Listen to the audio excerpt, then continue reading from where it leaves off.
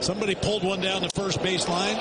Gino pulls one down the left field line. And it's in the bullpen and bounces in. His second consecutive multi-home run game.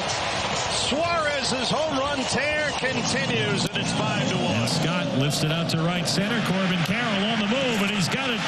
And the Diamondbacks have got the 3-game sweep. And 100 games into the season, they are 50-50. Great series for the Diamondbacks offensively, on the mound, defensively. They did everything they had to do to sneak up on the Cardinals ahead of them in that wild card race. Praise already coming in from all directions from the 636. Here comes the negativity about the Cardinals from Volt Blue over on the YouTube chat. Cardinals doomer talk all day today. Benner over on the YouTube chat. Time to talk about selling. Are they 314-399-9646 is the Air Comfort Service text line. I'm confused. Are they upset that we're going to be doom and gloom? Like they want us to be positive about that over the weekend? That audio courtesy of the Arizona Diamondbacks TV network. Alex, that is true. We are going to be talking about the Cardinals today, and unfortunately, they're bad now. Just now? They're bad. Just now? I remember. Not the last 20 games? This was about 3 weeks ago, Alex. I was sitting at my Airbnb in beautiful Louisville, Kentucky, getting ready for my bourbon tour over the next couple of days. I sit down. It's a Friday night. Cardinals versus the Cleveland Guardians. Sonny Gray on the mound. He's pitching one of the best games that I've seen by a Cardinal starter in years. Pedro Pais behind the plate. He grabs Pais after the game, saying, hey, you're doing this one with me. They shut them out that night. They win the next 2 games. They're 9 games above 500. I get back in the saddle with you and T-Bone. We come in on that Monday, June the 30th, when we're talking about how the Cardinals are buyers, baby. It's all up from here. 9 games above 500. They've got Pittsburgh and then this huge series against the Chicago Cubs. And then what happened, Alex? What happened was they don't score a run. Not one. While they're in Pittsburgh, get swept by the Pirates. Yeah, again. They go out to Chicago, and on Friday night, Miles Michaelis gets lit up in the night sky like the fireworks were starting a day early. They ran out of fireworks, actually, before they got to the end of the game at Wrigley. Kerry Davis said he was out on the river, and they didn't have any fireworks left because they shot them all off. They were able to celebrate Independence Day at like 4 o'clock that day. And ever since, it's just been a disaster, man. By the way, I apologize in advance if my throat or if my voice is coming off a little rough today. I'm trying to get the 2 of them sick. I have a little bit of a throat illness, so I apologize in advance. Timo, move the camera with me. I say all of that to say this, Alex. It's been trending in this direction. But I could at least say, hey, they're hurt, need a few days off. This All-Star break's going to do them some good. They go out to Arizona against a really good offense, not taking anything away from Arizona, but they were like allergic to preventing runs. All they could do was give up as many runs, Arizona that is, as humanly possible. And then over the weekend, you scored 3, 1, and 3 runs respectively. Those games were over before they ever really began. This team's a seller. It is. Yep. They have fallen into the sellers category. You're 2 games above 500. You're playing bad baseball now for almost a month. 15-24 when not playing the White Sox since June 1st. If you guys remember, a couple of years ago, they started the season 15-24, and it doomed the year. You just had your 15-24 stretch. There we are. Yeah, I mean, and if anything exposed itself, it's the pitching for you. You're a seller because your pitching's not good enough. Like, yes, to me, I mean, a big story from the weekend was just your offense looking like they had those 4 days off and it really didn't do much for them. But I mean, you're right, BK. Like the pitching, you were out of that game before it even got underway. And we've seen this Cardinals have the comeback mentality all season long to where even if they're down by 5 or 6 runs, there's a chance that they can come back. Something just shifted this weekend for me against the Diamondbacks to where it was like, I don't know if they're coming back into this one. And some of it just has to be that deflating feeling for the pitching staff. I mean, when Sonny Gray goes out there and gives up 9 runs against the Diamondbacks, you know you're in for a rough go coming out of the All-Star break with Michaelis and then Palante struggling from there. you just don't have a pitching staff that can pull you back into this race. Your offense, once again, the first month of the season, I said, the concern for me is that your team is going to have to score 9 or 10 runs every single game if they want to win. And do you know how exhausting that is as a player to look down and say, man, we're going to have to go out there and score 8 if we want to win tonight? And they do that 3 out of the 5 days when their starters take the mound. And that's generous. And that is generous. I mean, that's Liberatore and Gray, but Gray gave up 9 for you. Somebody on the text line said, guys, you're wrong. We are still in the wild card race. You're darn right we are. Technically speaking, true. They are still, like, when you pull up the wild card standings, they are definitely a team that is on the sheet. Yeah, and until you think about the vibes. Until you think about the Padres taking on Miami for the next 3, just like you're taking on Colorado for the next 3. So the Padres are a good team that pitches well and is going to add at the deadline, and they're the final wild card team currently. They're 3.5 games up on you. Here's where it gets really tough if you're the Cardinals. Not only do you have to pass the Padres, you also have to pass the Giants and the Reds on the way to potentially catching the Padres. And that's really the one spot that's up for grabs. And you have to worry about the Diamondbacks behind you. Yeah, who are a game back now. The Mets are 5 games up on you. 5. The Brewers are 8.5 games up on you, and they're... Dude, you could barely even see them in the distance right now. So you're talking about one playoff spot, and you've got 3 teams ahead of you in order to maintain that spot. And you're in a situation right now where you're just not playing good baseball. So they're not incentivizing anybody within the front office to look at it and say, yeah, like the Diamondbacks, for example. They're coming out of this weekend saying, maybe. We've always known we have a great offense. Maybe if we can get our pitching stabilized a little bit here, we could be the team that pushes ahead, and we could push the San Diego Padres. They also have more games head-to-head against the Padres because they're in the same division, all of this stuff. The Cardinals, it's the opposite. They watched this weekend and probably said, honestly, we are not a team that can contend. And they've probably always known that deep down, but previously you could at least squint, nod, and say, maybe we can get in. I don't think I can do that anymore, Alex. And I don't really care what happens in Colorado. I don't think it's going to go particularly well, given the starters that are on the mound for the Cardinals. But I don't really care what happens against them. San Diego, yeah, if you go out there and sweep them, maybe we could be convinced in the other direction, but I don't see that happening. I don't think the front office is going to be convinced off of one series against San Diego because you go the bigger picture than just one series. Agreed. You lose to Pittsburgh, who was below you. You lose to the Cubs. You lose to the Braves, and you lose to the Diamondbacks. Like, you can go out there and sweep the Rockies and take 3 or 4 against the Padres, but the Rockies is just kind of a cancellation for you. And then the Padres, that's great. That was one series. But what I've seen over the last 20 games, I heard BT say it with TMA this morning. Last 20 games, your team's ERA is 7. Like, you can't fix that by one trade. It can't be that bad forever, though, right? Well, I guess if you want to go down that path, right? I guess we'll find out when McGreevy pitches later on tonight. It's a 7 ERA. So there's a 7 ERA or in the last 20 games is what BT told TMA. I mean, it is what it is. You can't fix that at the trade deadline, though. No. You don't fix that and be like, cool, now we're a playoff team because the Padres are upgrading. When I say it is what it is, that's what I mean. Like, we can call a spade a spade. The rotation stinks. It's not good enough. They played way above their head for 2.5 months, and that included Fetty getting shelled and Michaelis being like, okay, pretty decent for his standards at this point in his career. And they were able to make it work because Palante had solid starts for the most part, and Gray was excellent, and Liberatore performed above expectations. Now you're seeing some up and down from Libby. You've seen Palante fall back down to earth, and we've seen a couple of rough starts over the last month or so from Sonny Gray. You add all of that up, this is what we get. And then you were 3 for 23 with runners in scoring position. But, that one didn't matter because the pitching was so bad. No, it does matter. Like, that's now becoming a thing, but it's more just like they're not hitting no matter what. Yeah. Like, right now, you're not hitting. Yeah. So I have nothing that I can point to right now. The bullpen, by the way, was really good over the weekend. Unfortunately, all those dudes, I think, are going to be on different teams. That's good for the Cardinals, though, right? You want that to be the best asset.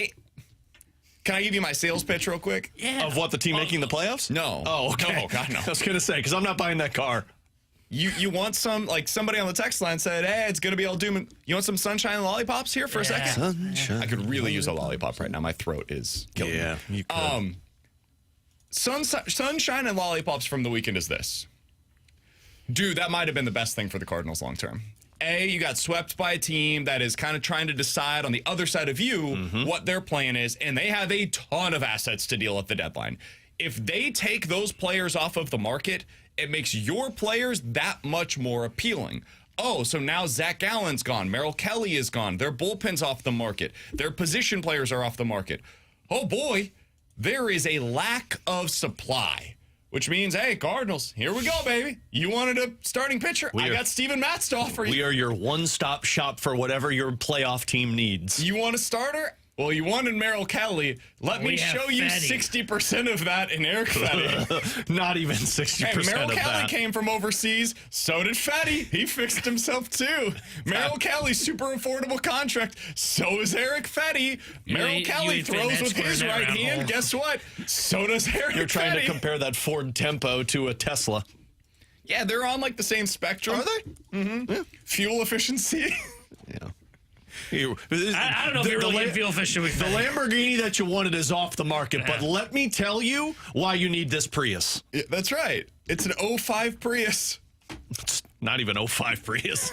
It's like a 99 Prius. I don't even know if those were made 09 then. Honda Accord. There we go. Banged up a little bit, but 08 guess Ford what? Tempo. It did the job. It gets you to where you need to go. Now, once you get there, you're probably going to want to drop it off. Yeah, well, Yeah. don't go above 55 because when you do, the whole car starts to shake That's and, right. one wheel is a little bit higher than the other, but it's fine. You did your job over the weekend. If you want to look long term, the best thing for the Cardinals, if I'm being honest, is probably for them to sell. This helps you get into that category. It helps the Diamondbacks get out of that category, maybe, depending on what happens over the next 10 days.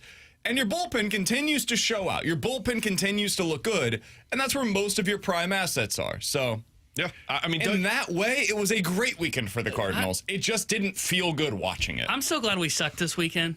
BK's right. That is good for us. It is actually the I good know, thing for the long term, but here- it just sucks, dude, because watching baseball is supposed to be fun, and that wasn't fun. I watched good baseball over the weekend. It wasn't in Arizona. if you put a Diamondbacks jersey on, it might have been a little bit more fun. What we need to remember, though, and the hard part is going to be you can't let this Rockies and Padres series fool you. Because the problem is going to be, and I know the how Rocky series can't fool you. I know how this There's one nothing works. about this series that's going to fool They you. sweep the Rockies. They take 3 or 4 over the weekend against San Diego, and BK's like, maybe you should keep your. The team tells you who Slap they me are. if that happens. Mark it, remember it. YouTube, mark it, remember it, because I will. If they win 6 of their next 7, what's your response? Sell. I don't know because I think it depends on what their standings. I look just like. said you can't know. do it, Well, man. Look, I don't think they're defined sellers yet. I do think they are heavily leaning towards that. But I think when Mo says it, I know people hate Mo, but I think Mo's right. I think it's not until 48 hours till the deadline till they know what they are. Yeah. 7 if ERA. if they were 3.5 back of the Padres and they were the first team on the outside looking in, I'd probably say I could kind of convince myself for you to do a little bit of both. You sell some of your assets, you buy a little bit. But when you're 3.5 and there are 3 teams that you have to pass, that's when you're a seller. And that's why I think it depends on like what the Reds and the Giants do as well. I think another key component to all of this is something that was reported over the weekend by Bob Nightengale. Alongside Alex and T-Bone, I'm BK. I want to get to Bob Nightingale's report on Ryan Helsley and what it should mean for the Cardinals if I take this at face value. We'll talk about that next here on 101 ESPN.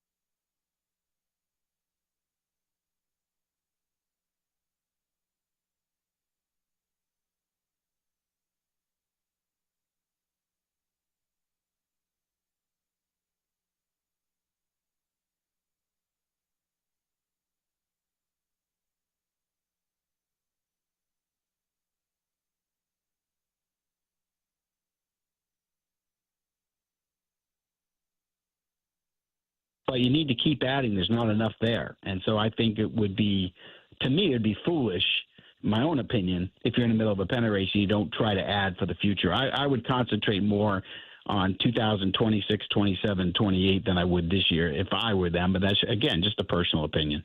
That was Jim Bowden on with us about a month ago. Alex, we give Jim a lot of trouble. Not just us, but people here in St. Louis, and I would say people everywhere. Jim Bowden's been spot on with his Cardinals assessment for like 5 years. Every year we have him on right around the trade deadline, and he'll tell us, this is who your team is. And we're like, Jim, that's not how we feel personally, like here in St. Louis.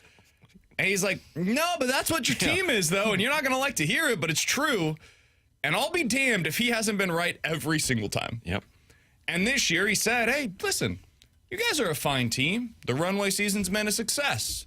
But you should sell at the trade deadline, get the assets that you can, and try back again in 2026. And we're like, I don't know, Jim. Seems to be going pretty well right now. Sleep off, Jim. And since then, he's been proven 100% correct. So we use that as a backdrop to the conversation coming off of Bob Nightengale's report over the weekend. Alex, this got a lot of play over on social media. Bob Nightengale reported the following in the USA Today. Quote, the St. Louis Cardinals remain undecided on whether they will trade Ryan Helsley at the deadline, but since they don't plan to tender him a qualifying offer, they realize they may have no choice but to move him with at least 5 different contenders showing interest, end quote. The part of this that got a lot of traction on social media was, hey, Cardinals are looking at trading Ryan Helsley. 5 contenders are interested in him, all of which is fair. Yes, that's important. Alex, the news here to me, if you take it to be true at face value, is that they don't plan to tender him a qualifying offer. If that is true, and again, if that is true, I don't know, but this is Bob Nightingale's reporting, so I'll have to trust that he's got somebody telling him that's the case. You have to sell him at the deadline. Even if you were in it, I've always been operating under the assumption, well, you've always got the QO. You'll get a qualifying offer pick for him in the offseason. So, like, at least you're not losing him for nothing.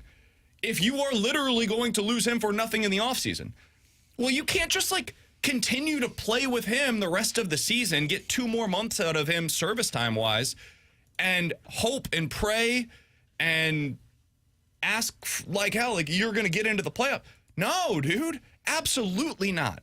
If they are not planning to QO him, the plan has got to be that you are selling him at this year's deadline. And I say that as the guy that's been very much in favor of at least considering keeping Ryan Helsley. This would change everything for me. How did you read this report? What was your takeaway from it, Alex? I mean, I read it the same way, that if you're not giving him a qualifying offer, then there's no point in having him. Because the qualifying offer is, look, we'll keep him and we'll at least get that comp pick and try and make the playoffs with it. Because you keep him because you don't want to lose the clubhouse if you're in some type of playoff race. Man, if you know that you're not giving him that QO, then you need to trade him. And the other part that I read into wasn't so much that they're going to, that they're trying to decide if they want to trade him and like, hey, they might trade him. I also read the 5 teams in it. That's a bidding war. If there's 5 teams that want Ryan Helsley and there's not 5 elite closers available on the trade market, then that's even more of the reason why the Cardinals should be moving this, because everybody wants what you have. And if you're not QOing him, then that means he is available. And that means there are 5 teams saying this makes our team a World Series contender. Cool. Give me your best offer. So now it's a bidding war if you're John Mozeliak. So to me, I read that report and I'm saying, okay, they can. The report from Bob Nightengale said the Cardinals are still deciding between selling or not selling him. I think the decision is made. If there's no QO and there's 5 teams involved in this, then you're selling him. It's just a matter of how much are you going to get in return. Yeah, that's where I fall on it, because to me, there's not even a spot where you can even move yourself into the spot where you hold him if you're not going to QO him, because you're not in a secure playoff spot like teams like the Dodgers, the Brewers, the Cubs. If you were in that spot, you're definitely a team that holds on to him. You're willing to lose something or lose him for nothing in the offseason because you're guaranteed a playoff spot and guaranteed a run with him. There is no guarantee for the St. Louis Cardinals to be a playoff team. They are teetering on a team that's going to become automatic sellers. There's no need to hold on to Ryan Helsley at that point. So, yeah, if you're not planning on the QO and you don't have that as kind of the, we could hold on to him as kind of the bluff right now so you could do the QO offer, then, yeah, you have to trade him because you can't lose this valuable of an asset for nothing. This is too valuable an asset because relievers are so coveted when you get to the trade deadline. And as you've seen, as Alex mentioned, there's 5 teams that want to have him on here. So if you're not doing the QO, he has to be out of town after the July 31st deadline. And I would go even beyond all of some of the stuff that we've been saying. It's also about this. Alex, I think you mentioned it. The lack of a supply on the market. I know some are saying like, hey, he's not the same guy as he was previously. That is correct. His fastball is not playing the way that it once did. But when you don't have other alternatives, if you're the Phillies, the Mets, the Dodgers, the Yankees, these teams that are truly in contention, I have to do something to bolster the back end of my pin. And I'm looking at this. ESPN.com earlier today put out their top 50 trade candidates. Do you know how many like legit closer style options had a greater than 50% chance of being dealt according to their current belief? Less than 3. I'd go like 1. 1. It's Helsley. Yeah. That's it. Duran with the Twins, he's got 2 years left of control beyond this season, 40% chance of being moved. I think that seems high.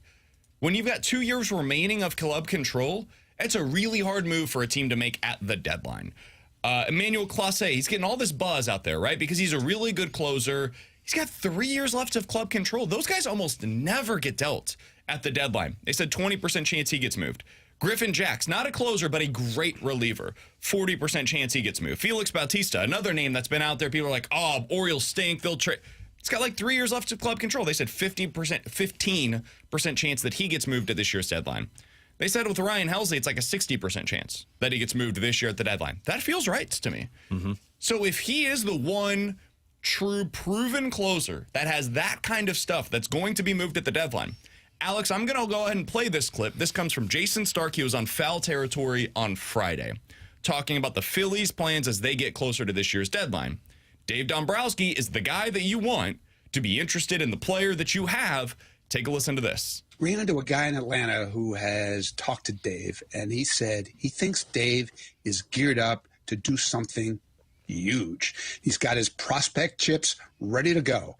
And look, his ideal trade is not going to happen. His ideal trade is the Twins for Byron Buxton and Johan Duran. That's not going to happen. The Twins aren't going to do that. But that's what I think Dave would do in an ideal world. Give up a ton of prospects for a big bat, a huge arm, and 2 guys he can control beyond this year. I don't know if the Cardinals have the kind of package that Dave Dombrowski is looking for. I don't think anybody has the kind of package that Dave Dombrowski is looking for. However, they do have that reliever that he's looking for. And if you get the Phillies and the Mets, and those 2 teams are in a bidding war for Ryan Helsley, dude, you could get a hell of a lot more than I was previously expecting that you could get for Ryan Helsley this year. And this is why we talked about it last week. It's to me, quantity over quality if I'm John Mozeliak. Other words.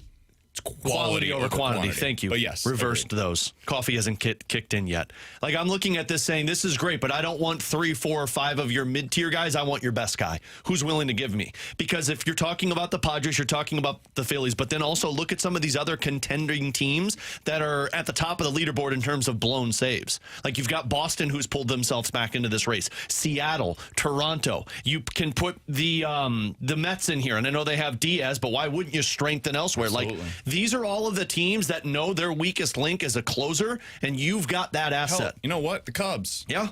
If the Cubs are really going for it this year, and they say they've got a good bullpen already, but if they really want to go for it this year, I'll trade Helsley within the division. I don't care. And if you give me the best return, I'll take it. And this is why if I'm Mo, I'm looking at all of these teams saying, keep making the phone calls, but until you offer up your best piece, we're not answering the phone. And this is going to be the circus over the next week or so for John Mozeliak. But this is the ideal situation, which, to your point earlier, it really is sunshine and lollipops with this sweep of the Diamondbacks. Yeah. You got the answer you wanted, and now you can go out there to the market and you can tell everybody, give us your best deal. Somebody said you're not getting a top 10 prospect for a rental. You absolutely are.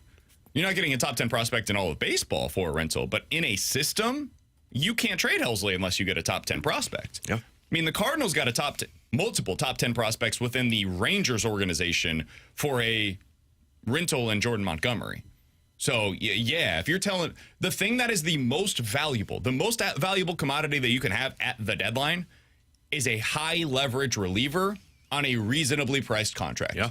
If you've got that guy, and especially if he's a rental, yeah, that's what you want to have at the deadline. That's what the Cardinals have been lacking, honestly, in previous years, where they haven't had the one commodity that everybody wants. It's what the Marlins had, right? That they had Tanner Scott, and they were able to deal him for a pretty sizable return. These are the kinds of moves that you absolutely want to make. Yeah, the closer, the rental reliever, that's the thing. And because that's the number one commodity. Because you know who you are, or probably know who you are now, this makes the deadline easier in a sense if you're the Cardinals, because to get to that top-level player in return, what else you want with Helsley? You want another pitching? You want to bolster your bullpen? Do you want a guy who could be a swingman for you in Steven Matz? Do you want a starting pitcher? Here's a question for you. Would you guys be willing to include JoJo Romero in these conversations? He's a controllable bullpen arm. Sure. Yeah, I would, because I think controllable bullpen arms, I think teams get a little out over their skis on wanting to hold on to those guys at the deadline. We've talked about it. Bullpen arms are very fragile. They are very volatile. I would be willing to move JoJo Romero and put him in these conversations because of that. The reason I ask, that's a guy that could also get you a lot at the deadline. Yeah. He has one more year of control beyond this season. He's going to be probably like $5 million next year. So every team in baseball could reasonably bring him back on that kind of a deal. He's $2 million this year, so he costs you basically nothing if you're a contender trading for him. And I'm talking about the actual cash side of things, not prospects. Prospects will cost you a decent amount. But if you're the Phillies and you really want to bolster that bullpen, how about you go get yourself Ryan Helsley and JoJo Romero, or Ryan Helsley and Phil Maton? Or hey, you're a team that right now, you're the Dodgers. You need a starter, not to be good, but to just give you innings, to hold off for your guys to get fully healthy by the time you get into late September. Eric Fetty plus Helsley plus Phil Maton, that's the kind of deal that the Cardinals could potentially be looking at this year. So this weekend sucked, dude. It was brutal to watch. It was not enjoyable in any possible way. They looked offensively like they had a whole lot of nothing going for them. Pitching-wise, they looked completely overmatched down there in Arizona. However, if you're looking for a positive, a glimmer of hope, it is what it means for you in terms of there are fewer question marks about what the Cardinals should be doing this year at the deadline. We're starting to see the light of, okay, this team's probably going to be a seller. We've got about 10 days left to ultimately decide that, and Helsley's the one that holds the key. If this report is true from Bob Nightengale, that the Cardinals are not planning to QO him, you have to sell him at this year's deadline. And this weekend made that easier for you to do, made a fewer questions for John Mozeliak. Now I think they're going to be pushed in the direction of getting whatever it is that they can get for Helsley and potentially other assets that are in your bullpen as well. Alongside Alex and T-Bone, I'm BK. In 15 minutes, we'll get to questions and answers. We'll talk to our friend and the Cardinals insider, Katie Wu, when she joins us coming up at 12 o'clock. But next, is Mizzou getting slept on this year in the SEC? Because I was a little frustrated when I saw that where they were picked to finish in this year's conference. We'll talk about that next year on 101 ESPN.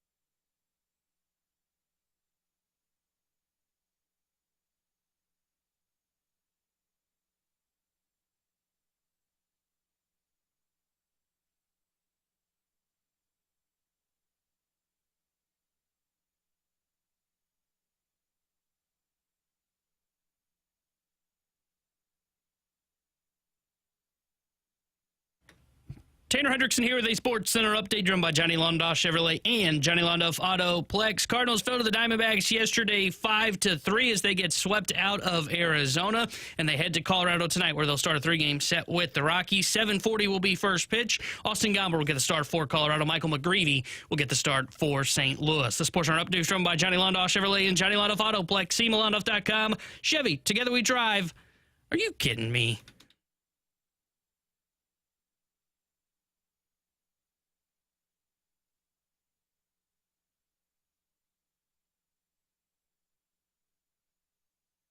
Three 314-399-9646 is the Air Comfort Service text line for questions and answers. We'll get into those coming up here in about 15 minutes. But right now, Alex, late last week, I was frustrated by the disrespect that was shown to my Missouri Tigers.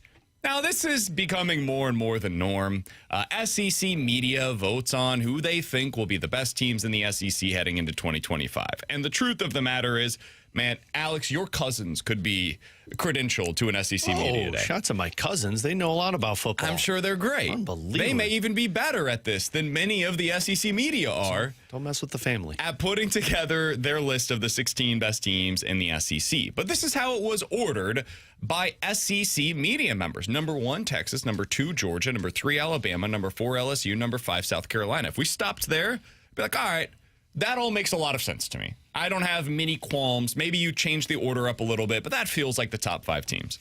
Beyond that, 6 Florida, 7 Ole Miss, 8 Texas A&M. Stop for a second. Shocked Texas A&M's that low. Shocked that they are that low. You can always sell at the beginning of the year, buy at the end of the year, and then sell your stock again at the beginning of the year. You make a lot of money doing it that way. All right, 9 Tennessee, 10 Oklahoma, 11 Auburn, and finally, in the bottom quadrant of the SEC, the University of Missouri.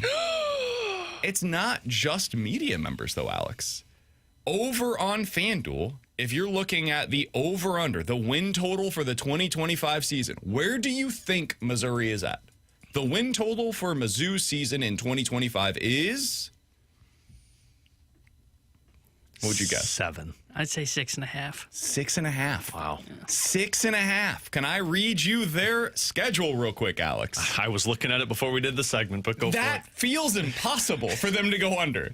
Like, it feels so impossible. Central Arkansas. Can we all agree that's probably going to be a win? It'll be tight, but yeah, I think they get it done. Kansas at home.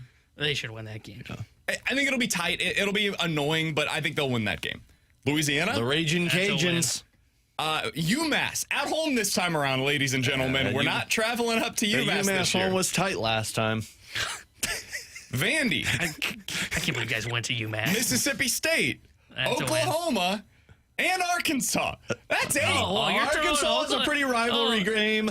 Those typically give you a tough go. What are we throwing Arkansas was voted 15th. That's fine, but it's rivalry and it's the last game of the season. It's in Arkansas. What are we throwing Oklahoma in the automatic win category? I didn't say automatic, but that was 8 games that I just mentioned. Right away. That you should win. They've got them at 6.5. Well, I think Oklahoma and Arkansas might be losses. That's 6. They went under. Alex, why is this disrespect happening to my Tigers again? To me, it's 2 letters, QB. Yeah, I think it's they don't know who Bo Pribula is. I was looking at the media days ranking of the quarterbacks. Now, some of those teams that were ranked above the Missouri Tigers had a quarterback that was below Mizzou. So that was a part that I was like, well, that doesn't really make any sense. But if you don't know what your quarterback is, if there's still technically maybe a quarterback competition at camp, even though we think we know who it is, They improved their defense. The offensive line, you've said, still feels like it might have some holes, but we'll see what it looks like. And they brought in more playmakers, even them losing Luther Burden. To me, it goes back to the QB. If Pribula's better than what anybody's anticipating, if he's kind of this unknown thing that could go out there and perform, I think you're talking about a really good team. But I think it's a big question mark. And when your quarterback's a question mark, it's hard to look at the team and be like, yeah, they got 8 wins in them. I know. Like, you're right. You're right. Alex, are you taking this in? You're right. Everything that you are correct. You're right. Y-O-U-R. My problem is you don't need a great quarterback to finish with 7 wins. You can be pretty bad at the quarterback. But do you guys think that Missouri has been good at the quarterback position over the last few years? Let me ask that a different way. No. Would you say, Maybe like, how slightly would above you average. categorize what Brady Cook has been for Mizzou? I'd say he was slightly above average. I'd say he was like a good game manager. I think that's probably right. I would say he's above average, too. Better with his legs or his arm? I'd I would say he's a better runner than a thrower. I would, too. Yeah. Relative to his peers, right? Slight Both are edge, okay. Yeah. Even if Bo Prabula comes in and he is merely average, you are basically the same at the quarterback position as you have been in previous seasons when you've won double-digit games in back-to-back seasons. And now, suddenly, despite the defense, I believe, getting even better, the talent on that side of the ball is vastly improved from what it has been in previous seasons. I think they might have as many as 3 NFL defensive ends on this year's roster, one of whom might be like a top 50 pick, like a Darius Robinson type, to give you kind of an example of what you should be thinking about production-wise. That's going to take a huge step back? I don't get it, man. I think this Mizzou team is an 8 to 9 win team. I think they have it in them to be better than that. I can't expect it because of the quarterback questions, but I think we are vastly overstating the quarterback questions and underestimating how valuable it can be to just have a really good running game and an excellent defense. That alone in college football is typically good enough to get you to 7 or 8. And then if you add in a decent quarterback into the mix, now you're talking about 8 or 9. You add in maybe a couple of bounces of the ball going your way, 9 or 10. This Mizzou team's going to go to the college football playoff if I keep going. There it is. Meanwhile, your coach is like, hey, 30 teams should get into the college football playoffs. Yeah, if Drink's going to get that kind of playoff, he might 8 or make 9 it. gets you in. Yeah. Did you love that, by the way? Oh, we didn't get to have your thoughts on it. I was so there was 2 really dumb ideas in back-to-back days. One, a swing off in the 11th inning in Major League Baseball. That's a great idea. And then this idea of 30 teams getting into the college football. Relax, Eli. No, it should be, I think 16 is the max I'm willing to do for the college football playoff. 314-399-9646 is the Air Comfort Service text line from the 314. Alex, I hate to be the spelling police, but it's your, Y-O-U-R-E, with an apostrophe. No. Not your, Y-O-U-R. No, it's Y-O-U-R. We should just have one universal, your. Yeah. Do people really think that I don't know how to spell your? Yeah. Now T-Bone does. No, T-Bone. That was T-Bone. I could get it. I would have gotten T-Bone has never once spelled it correct. No. It's a 50-50 proposition, and he's never done it correct. BK's given up on correcting me in the group chat. I know. Yeah. I miss our gifts that we send every once in a while. The other one that really cracks me up when you bring this on air with T-Bone is a part. He is a part of the team or a part of the team. Oh, does he make it one word? Yeah. Oh, I never noticed that one. Yeah, that was on the thumbnail the other day.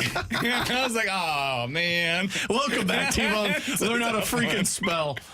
God, the grammar police is so good. Is Helsley a part of the team's future? Something like that. And he did a part, A-P-A-R-T. Like, is he separate from? I like to do great. little things like that when we do our show, because I know that the person listening that texted that in is probably losing their mind in their vehicle right now. Be like, how could this guy be on the radio if he doesn't even know how to spell your? Like BK when he saw the Ryan Helsley thumbnail? Yeah. Yeah. I mean, a part and a parter. I mean, I didn't say anything to you, T-Bone, so it clearly didn't bother me too much. It did. I think at this point you're just numb to my poor spelling. Well, T-Bone, you're always a part of this show to me. Which one? A part. A-P-A-R-T. So separate from. A-P-E-A-R-T-E. Yeah. I don't misspell it that bad. My brain just. All right, so Mizzou's winning 5 games this year. Yeah, Illinois is winning 5 games this year. Oh, Illinois is going to the playoff. Who wins more games this year, Mizzou or Illinois? Mizzou. Illinois. I can't wait. They're having Big Ten Media Day this week, I think. I can't wait to see where they are. Dude, we've made it. Pool. All I asked, I will say, can we give a round of applause to the Cardinals? Please. Please. We got to this point? Touche, yeah. We got football season, baby. That's true. Woo! Yeah! We got you go, Cardinals! We got to college football in the NFL season. Way to go, Cards. They got us to football season, which gets us to the trade deadline, which then gets us to the actual football season. I'm so proud of them. And in argument's sake, though, the Blues also had a major part of that, too. Woo! I think the Blues made more news than the Cardinals at times this year. That's just true. in early July. Yeah, early July, June, too. We were like, Blues are always just in the news. Now they get to sleep. But we got football season. Army's going to get by them. We got like, what, five days, get us to the deadline, and then we can be done. We've got 10 until the deadline. No, it's 5. It's on July 25th. March, April, May, June, July. You missed this July one, too. Is the 31st. I know. I like this knuckles thing, but I don't ever remember how to do it. See? Have you heard the nines, the multiply by 9? No, what the hell is Watch that? this one. You ready? Your mind's about to be blown. No. Which 9 5-year-old. times what? What do you want to see? 9 times 8. 9 times 8, 72, baby. You get that? 7 over here, 2 over here. Give me another one. Give me Wait, another one. what? There T-Bone. wasn't. What? Yeah, you oh, put 12. I know it's got to be that. You can't do that. Your game doesn't work. 10 or fewer. That's how many digits I got, T-Bone. What does that matter, man? 3. 9 times. My fingers don't work though. 27. See, 2 and 7. It's great. Here, would that be considered cheating in class if you're doing that and you're holding Can't it use your up? fingers, you know. Why not? Why not? Well, you got to do it off the noggin. Did your teachers really tell you that? Yeah, you can't use your fingers. Can't finger. What? Come up next. Questions and can't do answers here what? on 101 ESPN.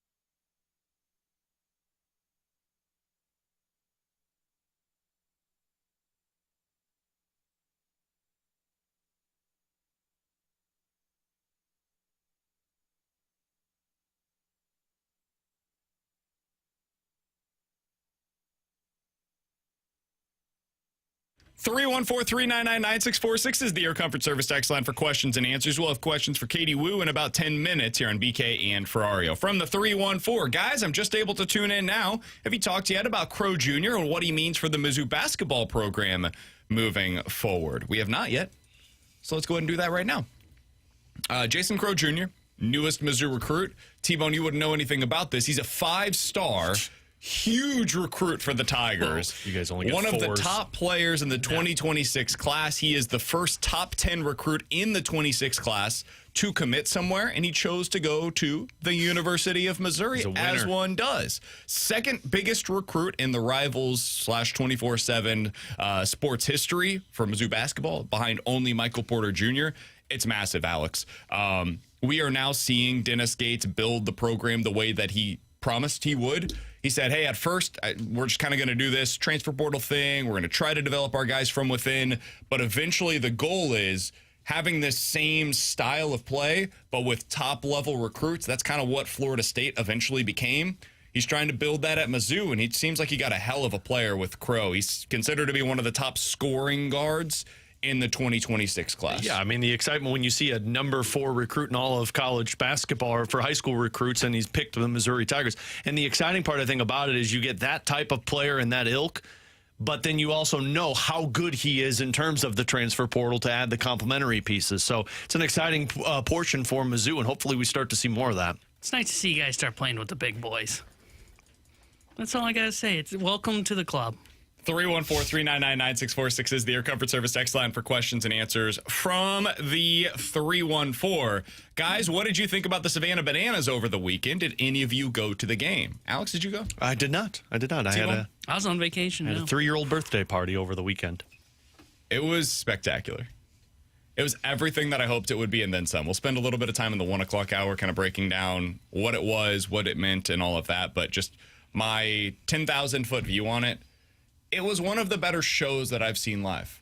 And I say it that way for a reason. This is not a Major League Baseball game, and they're not trying to be that. I think sometimes it kind of gets lost in translation where the old school traditionalist baseball person is like, that's not baseball. Correct, it's not. It's a show. If you've got a 5-year-old kid at home that wants to just go out to the ballpark and be entertained for a couple of hours, dude, this is the place to go. I'm really glad I went. I thought it was awesome. And there were legitimately 45,000 fans in the stands. The thing that really stood out to me, Alex, as I was walking in, we got there at 4 o'clock. Game started at 7. It was already buzzing in downtown. Like, Ballpark Village was packed. I mean, packed. The space, that street between the stadium and Ballpark Village inside, dude, it was like 100 degrees outside. They had this pregame pep rally thing going on. You could barely move. Mm-hmm. So it was great. I had an absolute blast there. Somebody said, how many beers did Brandon buy for fans? Didn't have anybody ask me for one. Thank God, because the beers were not $5 up in the Budweiser Terrace. I told people that BK would buy everyone beers that came up and asked. Yeah. Nobody did. I did buy myself more than a few, though, and I had a designated driver. It was a wonderful time. At least you had a good time. That's great. All right, 314-399-9646 is the Air Comfort Service text line for questions and answers. Hey, Dingus, Illinois had a 5-star last season. You probably didn't know that because you were too busy watching Mizzou. Bleep. Yeah, I was just giving T-Bone crap. Nothing more. Again, less. people think everything we say is serious here. Yeah. Your Y-O-U-R-E with an apostrophe between the R and the E, incorrect, sir. From the 618. Fellas, would you consider listening on Mason Wynn with JJ as close as he is? I think that's going to be a really interesting offseason discussion. I do not think that is something you even talk about at this year's deadline, but in the offseason, I don't know. Would I consider listening? Yes. It would definitely depend upon what I'm getting in return, and it would have to be something of real significance. But would I consider listening? Yeah. Here's a question for you. The Red Sox. They're a team that could potentially use a shortstop. Mason Wynn would fit that criteria, obviously. Would you consider trading Wynn for, like, Brian Bella?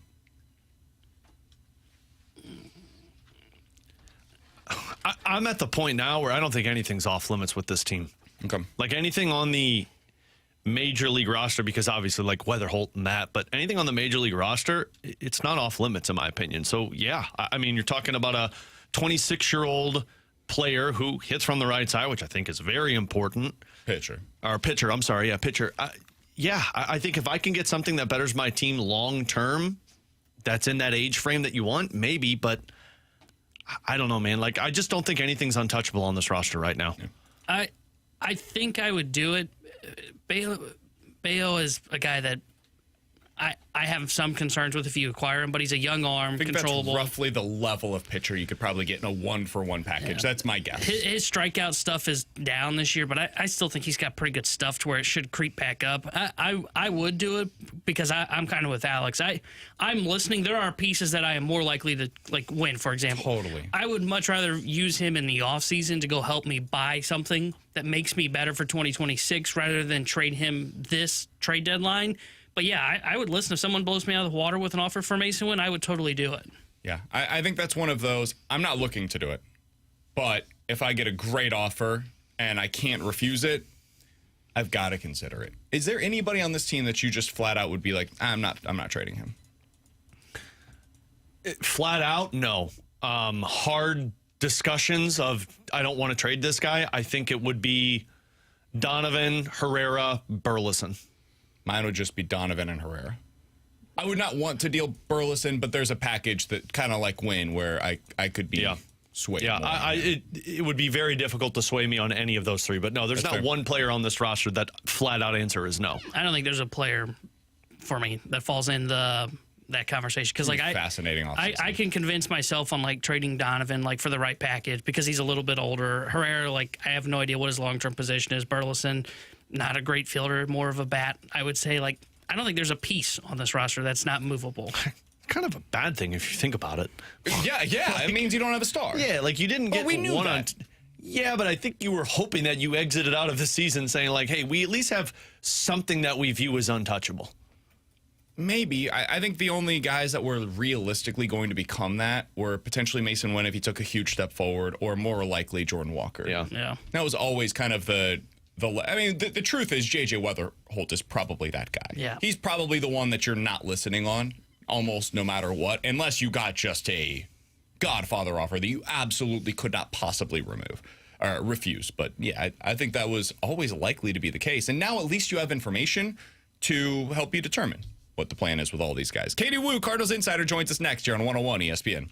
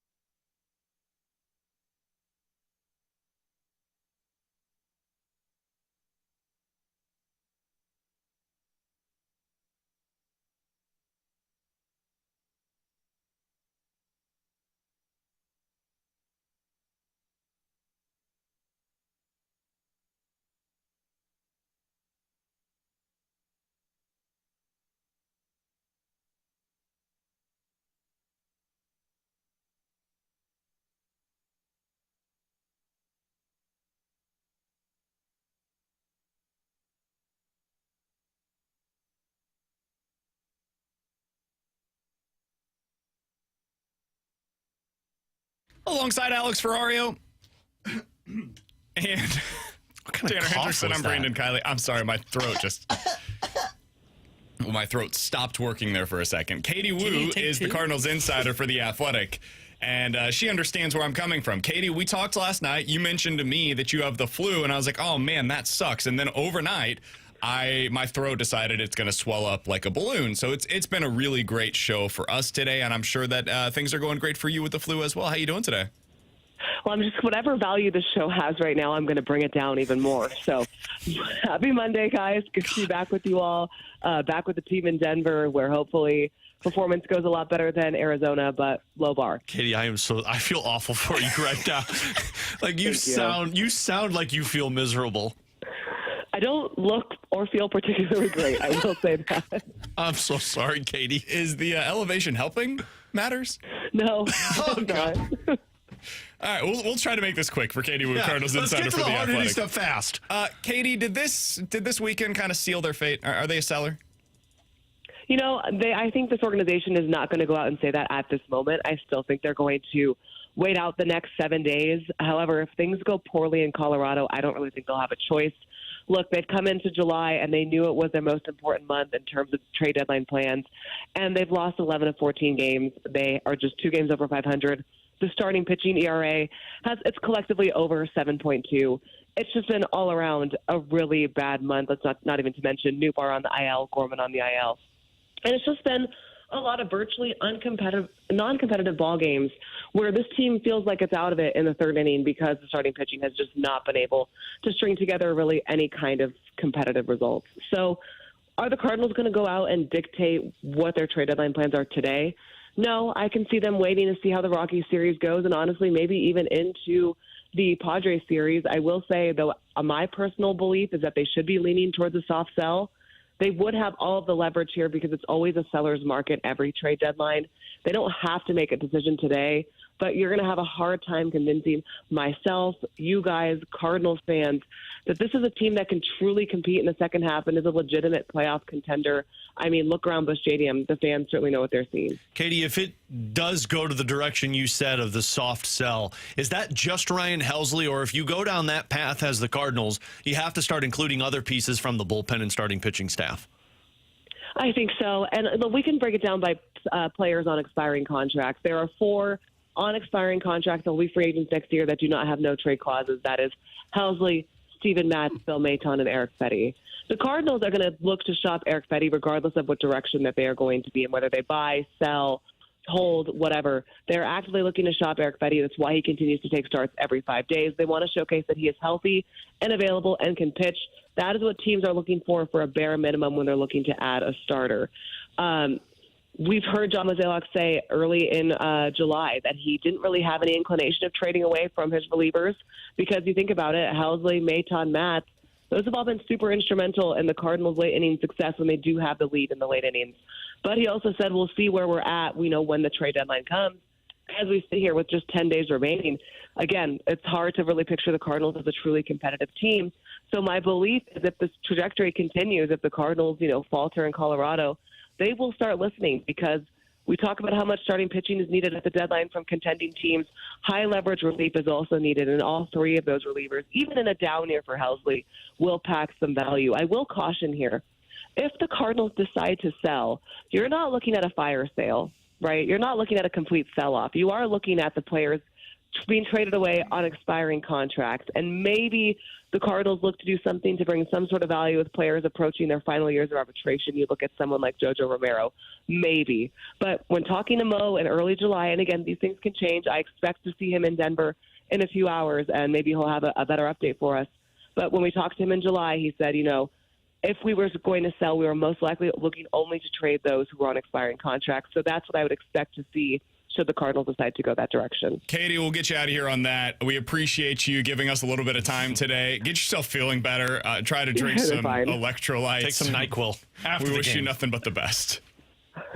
You guys are good. No worries. Hopefully we'll have a more positive update for you going forward after the series. Yeah, fingers crossed. Appreciate Katie Wu joining us as she does each and every Monday here on BK and Ferrario, even when she's playing hurt out in Denver. God, I know how that feels when you have to like talk and you feel miserable. And she sounded like she felt miserable. Yeah, been there, done that. And you've got a game tonight that you got to cover. Like, go get some rest. You know what's maybe the worst part? Just like taking it on the personal side of things. Denver's a really cool city to visit. Mm-hmm. So the fact that you're sick in elevation is brutal, and like, hey, coming out of these games, like after a game at Rockies at Coors Field, I'm blanking on the name of the stadium there for a second. Rockies Field. They're not good enough to have a field name. Touche.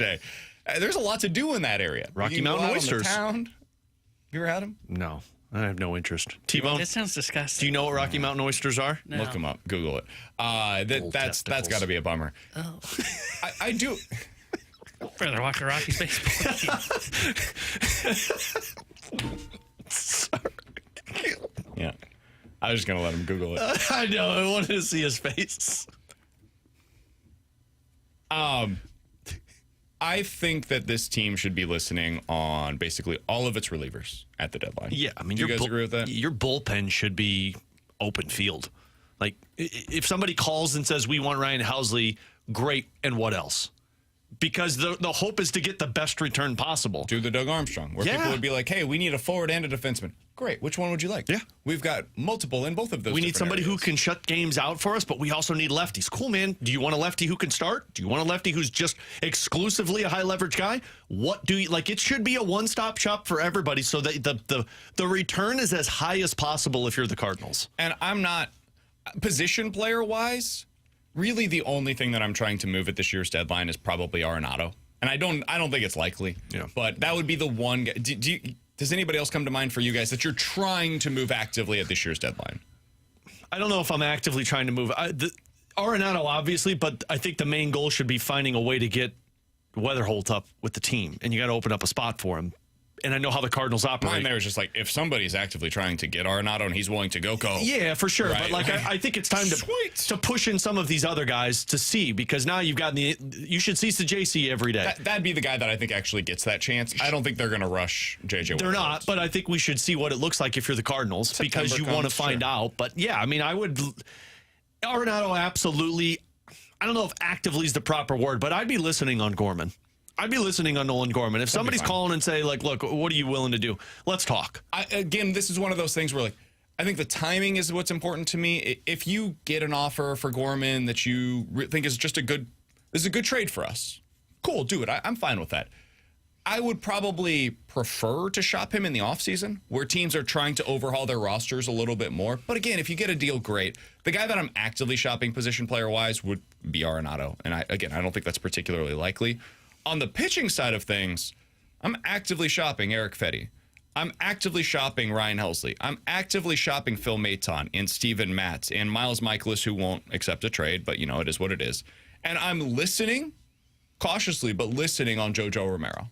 I don't know that I would actively be trying to trade him, because you still have the offseason and next year where you could extract value out of him. But if somebody's willing to give you a good deal, like you said, Alex, for multiple relievers, or somebody's like, hey, we really need a left-handed specialist, it's the thing we're missing, Romero could get you a pretty good return in that regard this year. The main goal is to get the highest level prospect that you can get at this trade deadline, and preferably a position player who can potentially be that star that you've been lacking. And I know those don't happen very often, but they do get moved at times. You just got to be able to identify that type of talent. So if I have to put 3 guys in one package to get it, that's my goal this offseason, or this trade deadline. Somebody said, would you be shopping Riley O'Brien? Not actively, but I mean, if there's somebody that is willing to give me a really good return for him, sure, I'll listen. I'll listen on most things at this year's deadline. I don't think there's any harm on listening. You should find out, if nothing else, what your value is on your players internally. Right? How do other people value our guys? And this is one of the rare times where you actually find that out. The Cardinals said that was one of the values of the 23 deadline, where they're like, we kind of found out people like a lot of our position players. People think that we have good young position players because they were trying to get them from us, right? I'm sure the Blues at the deadline this year, when they started listening for a little while, my understanding at least, is they found out people really like Jake Neighbors. I would imagine people really liked Zach Bolduc. And the Blues were like, well, we're not trading them right now. So, no, that's a complete non-starter for us as we're at the deadline.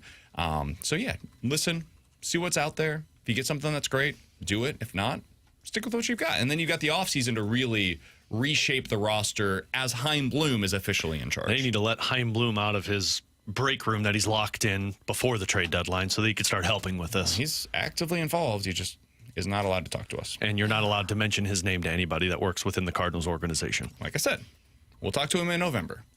I was kidding, but also not kidding. We will talk to Chaim Bloom in November. That's when we'll get an opportunity to hear his perspective on all of this. And I hope those shackles are undone first. He's Alex. That's Steve on MBK. Shout out to Katie Wu for playing hurt today. Appreciate her hopping on with us as she does each and every Monday. In 15 minutes, we'll get into NFL quick hitters. But next, bigger concern with Nolan Gorman right now. The bat or the back? We'll get into that next year on 101 ESPN.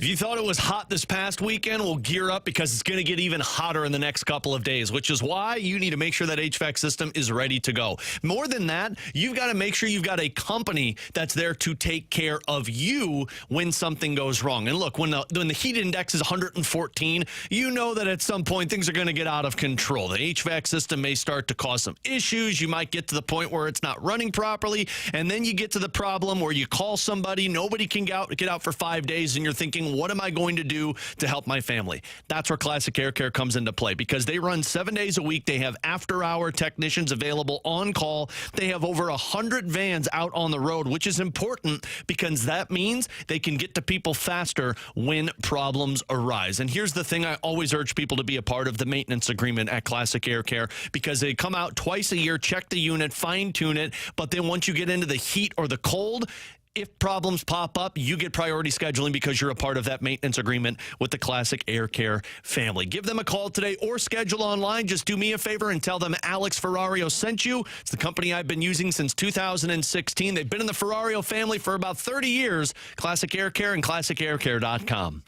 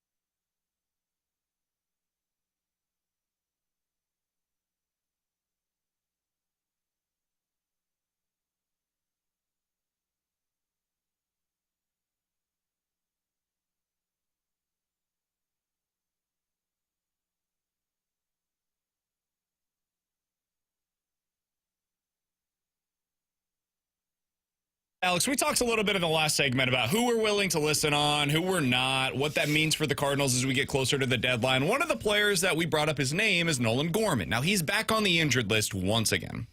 He's dealing with a back issue. They mentioned before the break, hey, woke up, had a little bit of a sore neck, sore back. We're going to see where he's at whenever we get back from the All-Star break. Well, they got back. He had 5 days off, and he basically told them, I do not feel good. Can't play right now. So he was put on the injured list. He's going to be out for a little while. Alex, bigger question, bigger concern with Nolan Gorman. The bat or the back? Yes. Because it feels like right now both are problematic for him. Both should be problematic, and both are concerning. I mean, I don't know how one's not connected to the other. You know the song, right? The hip bone's connected to the backbone's connected to the bat bone. No? Okay. Anyway. I like how you tried it in the office. It worked in the office. Okay. It didn't hit here. Somebody's like that. We're moving on.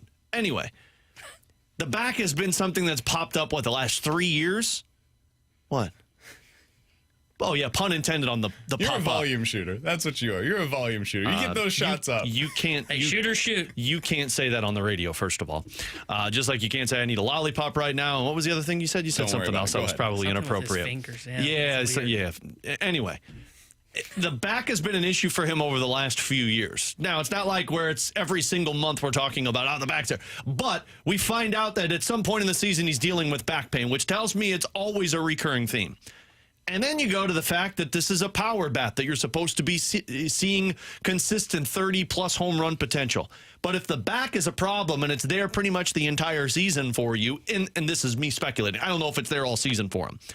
But if it's a problem that you have to be aware of, then the bat's never going to be what you hoped it's going to be if the back isn't right. So, I mean, to me, they're tied together if you're Nolan Gorman. And if you're the Cardinals, yeah, the bat being inconsistent is concerning. And then the fact that at some point every single season we're going to be talking about you having lower back pain, that's concerning as well. Yeah, I would lean towards his back being the most concerning. And it does tie into his bat. But the reason I say the back is because I think it's what's diminishing his power, if I had to guess. Because you look at what his slug is over the last 2 years, that's .403. And he's hit 28 home runs. But you take a look at 2 years ago when we got super excited and he had that .805 OPS, he was a .478 slug guy. So my assumption is these back problems that he continues to have, which he has brought up, have really kicked in since his debut in 2022. I think it is something that is becoming such an occurrence. He's trying to manage it, but I think that's the thing that is sapping his power. Look, the Cardinals have talked about, hey, it's his approach. We wanted him to be more of a contact hitter. I don't think you change a pure slugger like him into more of a contact hitter. I think you have to do that if his back is what is forcing him to lose some of his power. So I would say his back is my bigger concern overall. It feels very Tyler O'Neill-y. Yeah. Yep. Where like Tyler O'Neill, when everything was right for him, had that unbelievable 2021 season. Unbelievable. Nobody will ever be able to take that away from him. He goes out there, hits .285 for the season, an OPS that's about 50% above league average. He was a 6-win player. And we left that season thinking to ourselves, like, I remember talking about it at the time, oh my God, if this guy continues on this kind of a pace moving forward, you're talking about a $100 million player. You should not sign him because there is no track record of him doing this. But if they think that he's going to be this, then like you probably do need to sign him right now because otherwise he's going to price himself out of your market. And then we came back the next year. He was exactly league average. The slugging percentage went below 400 once again. And that's what Nolan Gorman has been. Over the last couple of years, he is basically what Tyler O'Neill was in his final 2 seasons as a Cardinal. It's almost an exact one-for-one replica of those 2 seasons. And it all goes back to those injuries, questions, people exploiting the holes in his swings, all of these different things. So I think there's also a chance that Nolan Gorman goes elsewhere and has this kind of season that Tyler O'Neill did last year with Boston. Where like he goes there and has Boston last year got 31 home runs in 113 games out of Tyler O'Neill. If you deal Nolan Gorman, that's in the range of outcomes. Or he does that for somebody else and you let him off the hook. But you could also see the very next year, Nolan Gorman does what Tyler O'Neill's doing this year for Baltimore, where he's only played 30 games and his OPS is below 600 this year. Yeah. So, and the problem is if I'm worried about it all with him. The problem is if you're the Cardinals, do you really want to do the Tyler O'Neill thing again? And what I mean by that is you really want to stick with a guy in hopes that, you know what, at some point it's going to click and he's going to become well. Because I know we're saying that with Jordan Walker, but you're 2 years ahead of where Jordan Walker is if you're Nolan Gorman. And at some point, it's my problem with the whole Tyler O'Neill thing. It took you too long to decide he's not going to be what we expect. He's not going to be the Bryce Harper that we opted not to pursue in free agency. You need to cut ties. But instead, they kept saying, wow, that MVP-esque season's still in there. Let's just see if we can get him right. Let's see if we can get the training right. Let's see if we get the mind right. And then it just finally fell flat. And the only guy that I would consider doing that for is still Walker. And I'm with you there. I'm softening on that one, my stance on it, just because like eventually you've got to show some kind of progress. But he's the one guy that I would kind of feel that way about. I definitely am not there with Nolan Gorman. And he's one of the guys I would listen at the deadline. I'm probably not doing anything with urgency. I do want to see how Chaim Bloom feels about these young Cardinals position players. Like I'm genuinely curious, where does he fall on all this stuff? Like we said in the last segment, we won't know until November. But this offseason, dude, if he wanted to, he could trade Brendan Donovan. I'm not telling you he should. I wouldn't want him to do that. But he could, because you've got J.J. Weatherholt who could just pop in at second base. If he wants to this offseason, and people got mad at us on the YouTube chat, guys, you got to at least be open to this idea, because it might happen. We don't know. But if they want to trade Mason Wynn this offseason, they could. J.J. Weatherholt just becomes your future shortstop at the position, and you think he's going to be worse defensively and probably a little better offensively than what you're getting right now at a Mason Wynn. You'd have to get a big return. But yeah, you could do that. Newt could absolutely be traded. Burleson definitely could be traded. Gorman, for sure. Walker, I don't know, possibly. Could Ivan Herrera be somebody that they trade? I wouldn't. Could they? And they say, hey, we're getting a huge return for a guy that we don't think has a position for us long term? Sure. This could be one of the more interesting off seasons that we've seen by the Cardinals in a really long time, because Bloom is not tied to these guys the way that Mo was. Mo drafted and developed most of these guys, or traded for them previously, acquired them in some way, shape, or form. Bloom doesn't have any kind of those ties, the preconceived notions on who these players are. He gets to come in after seeing them for a couple of years and say, I want to build around that.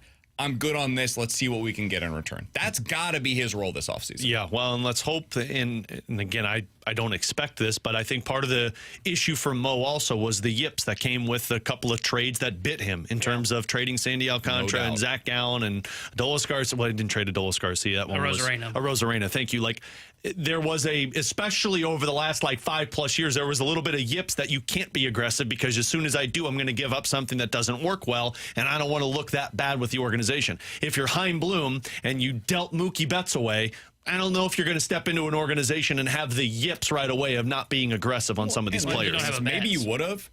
Yeah, maybe you would have had the yips on that kind of a deal. Like if the Cardinals had Mookie Betts in their organization and he was entering like a walk year or something, that would suck. If you've got to do that multiple times where your first move is trading away the superstar level talent that is a World Series champion, everything that came along with Mookie Betts, like literally the perfect baseball player, yeah, he might have the yips there. Yeah. That's not what he's doing. What he's doing here is, all right, I'm going to filter through some of these young guys, see who I like, see who I don't, and try to acquire the best talent possible to set us up for 26 and beyond. Yeah, he can do that. That's the kind of stuff he did in Tampa. Like, I mentioned this in the YouTube chat earlier today. If the Cardinals trade Mason Wynn, it will probably be for similar reasons to why the Rays traded Willy Adames. That's the comp. Because, now, it didn't work out, but Willy Adames was dealt only because they had Wander Franco coming. That was the only reason that he was dealt. They got a decent return in their estimation for him. They got real value, and they said, we've got a guy ready to go at this position. We know that Willy Adames is a good player, but we love our future shortstop so much, and he is so good that he is ready now. We're going to move him. We're going to move Adames to go get something that we need. At the time, I believe they got some pitching in return. So, yeah, I think that would be the kind of move that you're talking about. I think the biggest thing is just seeing somebody else who has a different eye for evaluating talent, because that's been my biggest issue over the last 5+ years is all of these guys that they do try and pursue, man, they're just not evaluating the talent properly. Whereas we see, and we're going to get into this later, you see the Milwaukee Brewers eye talent, and it's like, oh, that guy's going to become a star because you trust the Brewers. Now you get somebody who's got a different eye, who we've talked with multiple people in Tampa's organization and Boston's organization who have pointed out how he can identify younger players, and it turns out pretty successfully for the teams he's been a part of. Somebody on the text line from the 618 said, guys, I'm wondering if you've heard what Bernie said about the possibility that Bloom's taking over as soon as August. The Cardinals have said this. Cardinals have said this publicly, that Bloom, the transition period will begin after the deadline. Like starting on August 1st, they will transition from Mo being the guy that is in charge to Bloom being the guy that's in charge. So that way, when they get to the offseason, Bloom is 100% the number one person in the organization. Like my expectation would be Bloom will be the one that does the year in review press conference, like the thing that we didn't get a couple of years ago that we did get last year. I think it'll be Bloom that's doing that conversation this year. So, yeah, we've heard that not just from Bernie, but from the Cardinals. The Cardinals have said that. Mo has said that publicly. Yeah, and that's because, like, we're being honest, there's not much for Mo really to do after July 31st, because only thing then is, like, when there's an injury, making a couple of moves, maybe a couple minor league moves, it makes sense for Chaim Bloom to move in and start that transition. I will say this, to your point on Mason Wynn of trading him, you know what that is? That's creative. Right? If you're a team that's not going to spend in that top tier of free agency and you kind of lock yourself into the second tier, it's okay to go out and do some second tier spending like they've done. Steven Matz didn't work out, but it was the right idea at the right time. But you have to be more creative on the margins then, right, when you're making some of these moves. And that's the one thing that I've been critical of John Mozeliak over the last couple of years. Sure, it's not identifying talent, but it's also not willing to get creative and move some position players. And instead, you hold on to all these pieces, and then you move them when they lose their value. Tyler O'Neill was a good example of that. And then you have too many guys for too few spots, and you put your manager in a tough spot. Like there's been some issues in recent seasons, no doubt. All right, he's Alex, that's T-Bone on BK. Coming up next, NFL Quick Hitters, including a breakdown from ESPN.com on the best starting lineups in the NFL heading into the 2025 season. There are a couple of real surprises in the top 10. I want to get to some of those, get you your thoughts. Coming up next here on 101 ESPN.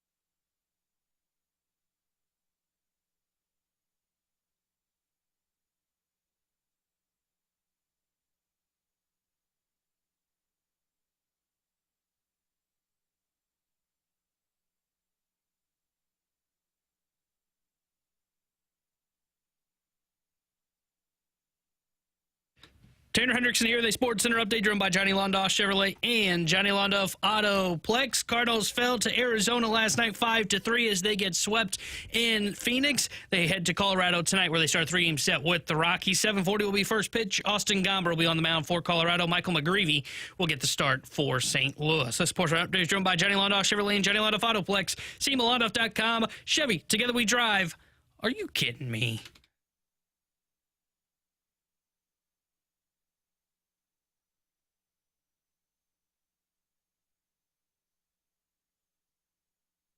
All right, let's dive into some NFL quick hitters. Alex, today we are continuing with ESPN.com's rankings. Today they did their ranking of the best starting lineups in the NFL. So you're talking offense plus defense. You're starting 22. Special teams included? Nope. Oh. Best lineups offensively and defensively across the NFL. Who would you guess is at number one on this list?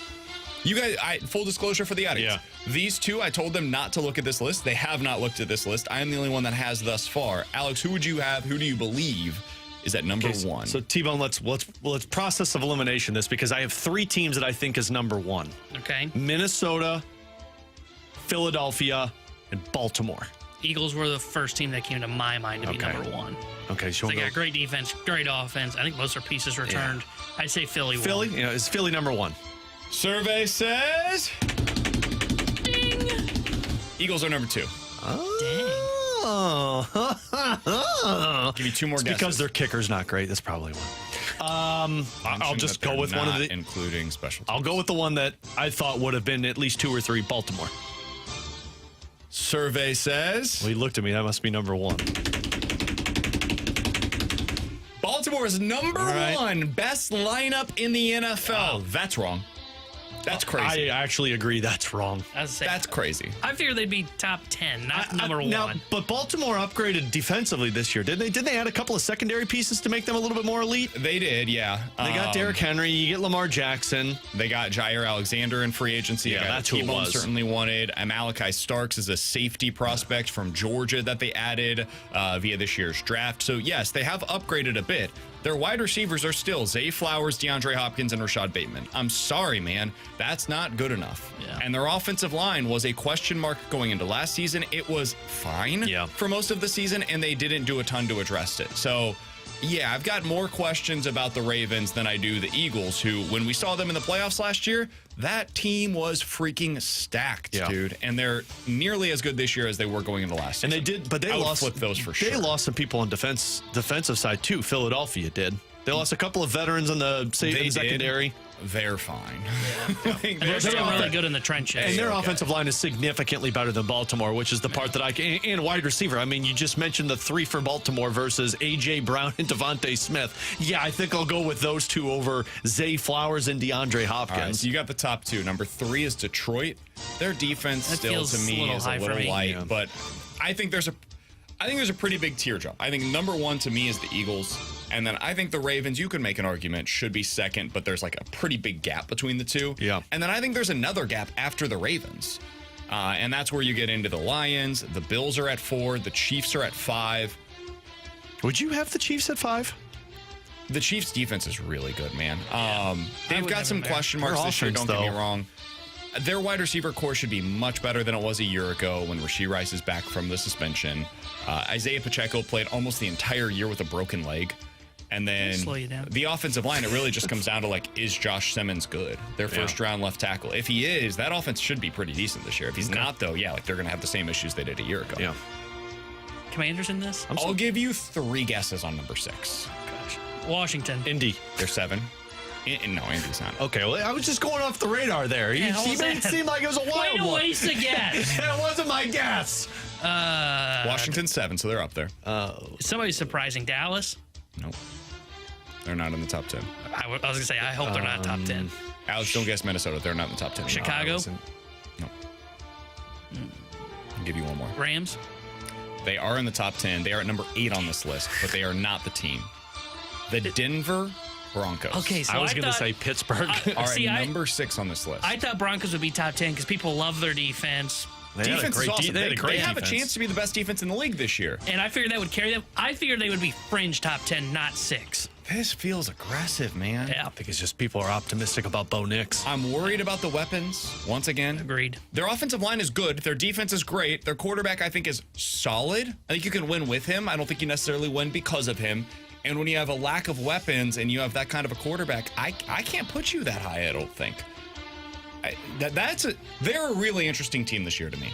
Not because I think they could do anything meaningful, but like that, they're probably a playoff team, and they're going to keep somebody out that fans would like to see in nationally. You know who I think they are? And I don't know if you agree with this, but the way you kind of describe Bo Nix is how I feel. To me, they are the 49ers when the 49ers had their great defense with Saleh, with Brock Purdy as their quarterback. Oh, I'm thinking like the Jimmy G years. See, I was still thinking I would put Brock Purdy still in kind of that good, not great category, but just without the weapons. That's the thing. Like, what is that? Like that's what I think they are. But you're right. I don't know what like the ceiling is on that. Is that like a 9-win team that maybe sneaks in 10 I think wins? their hope is, but again, they don't have the weapons. Their hope is they can be this year's AFC version of what the Vikings were last year. Yeah, they don't have the weapons for that. They don't have the weapons. I don't know, man. They're an interesting team. They're not sexy by any stretch of the imagination. I think they're just one of those. They play great defense. I think they're one of those teams at the end of the season you look at and you're like, damn, they got to 9 wins, potentially double-digit wins. Like, how did this happen? Number 9 on this list is the Cincinnati Bengals, and I think it's all just offense-driven, obviously. I was going to say, man, because their defense. I'm watching Quarterback right now, the Netflix series, and Joe Burrow's on that. First of all, I really like Joe Burrow. I hate how much I like Joe Burrow. It's really annoying. Second of all, I am reminded of how freaking good that offense was last year, dude. They were, this is perfect comparison given what we saw over the weekend. They were the NFL's version of the Arizona Diamondbacks. Cannot stop anybody from scoring. But boy, when you watch them, you're like, how is this team losing every single week? Because they are so good offensively. They're such a hard offense to stop. The weapons, Burrow being the signal caller, scheme's pretty solid. Like they are, if they can get, I don't know, the 20th best defense in the league this year, that's playoff team. That's like an 11-6, 12-5 potential team because of how great their offense is. And at number 10 is the 49ers. Oh, see, it's high for me. High for me. I think I'd have the Vikings there instead of 49ers. Teams on the back end that I found to be a little interesting, Alex. 23 is the Raiders. I think that's low. I actually think the Raiders are a little more talented than people are giving them credit for this year. Your Colts, Alex? Colts? Not my your Colts. Oh, you're claiming them now? No, I'm not. They're his team. He likes Anthony Richardson, who's not playing. 29 is the New York Jets. 31 is the Cleveland Browns. Any guesses on 32? Carolina. The worst team in the NFL based upon their starting lineup, according to ESPN. Oh, yeah, New Orleans. I think it's the Saints. You mentioned the 30th best team with Carolina, and T-Bone mentioned the worst team in the NFL. I don't know how that team wins a game. I don't either. Derek Carr was just weirdly great for the first 5 games. Everyone was like, are the Saints good? Yeah, and the answer was no. And they were not. Yeah, they've got Tyler Shuck as their starting quarterback. And they have no cap space. And their defense is like it could be a tough season in New Orleans. They might go over. They're the favorite to win the number 1 overall pick this year. They're the favorite. I'm looking at this trying to think of who's the team that's going to jump the most after this season. How do you guys feel about Seattle? They're a team I can't get a handle on. I don't like their quarterback. I hate. And you lost your best receiver. And I don't think they're going to be good enough because like their replacement for Metcalf was Cooper Kupp, and I saw that he doesn't have anything left in the tank. I think the team that could potentially jump, and I don't think you said they're in the top 10, is the Bears. Bears are outside of the top 10, but they are in the top 15. They're at number 15 overall. I think they're the team that can move into the top 10 because they added that O-line. The O-line should be able to protect Caleb a little bit better this year. They've got good weapons on offense in the wide receiver room. If Caleb Williams takes that step, they already had a pretty good defense last year. I can see where they're the team that moves into like that 7 to 10 Where range. was Houston? Houston was like 13. I'll have to look at the exact ranking. So that's another one I could see. They got Stephon Diggs off of it, so maybe that helps them out a little bit more. Green Bay's at 14, man. This is a drug I'm never going to quit. I am positive that the Green Bay Packers are better than the 14th best lineup. They just need to get a little bit better in terms of guys who can catch the ball. Man, I don't know. Like Jaden Reed's good. He is. And Romeo Dobbs was solid for them last year. Tucker Kraft, I thought, was really good. You got good and solid. You need a little bit better than that. I like their tight ends. Josh Jacobs is a really good runner. I think their defense has the potential to be very good this season. Cool. People are sleeping on the Packers once again. You said this last year, too, for some reason. I was right for most of the year. That's not means you were right. You were right for most of the year. I was right for the vast majority of the season. They underperformed in the critical time. Too hurt, too late in the year, and things went sideways. Using injuries again. Someone's asking where the Chargers were. They were at like 16. They were almost smack dab in the middle of the pack, yeah.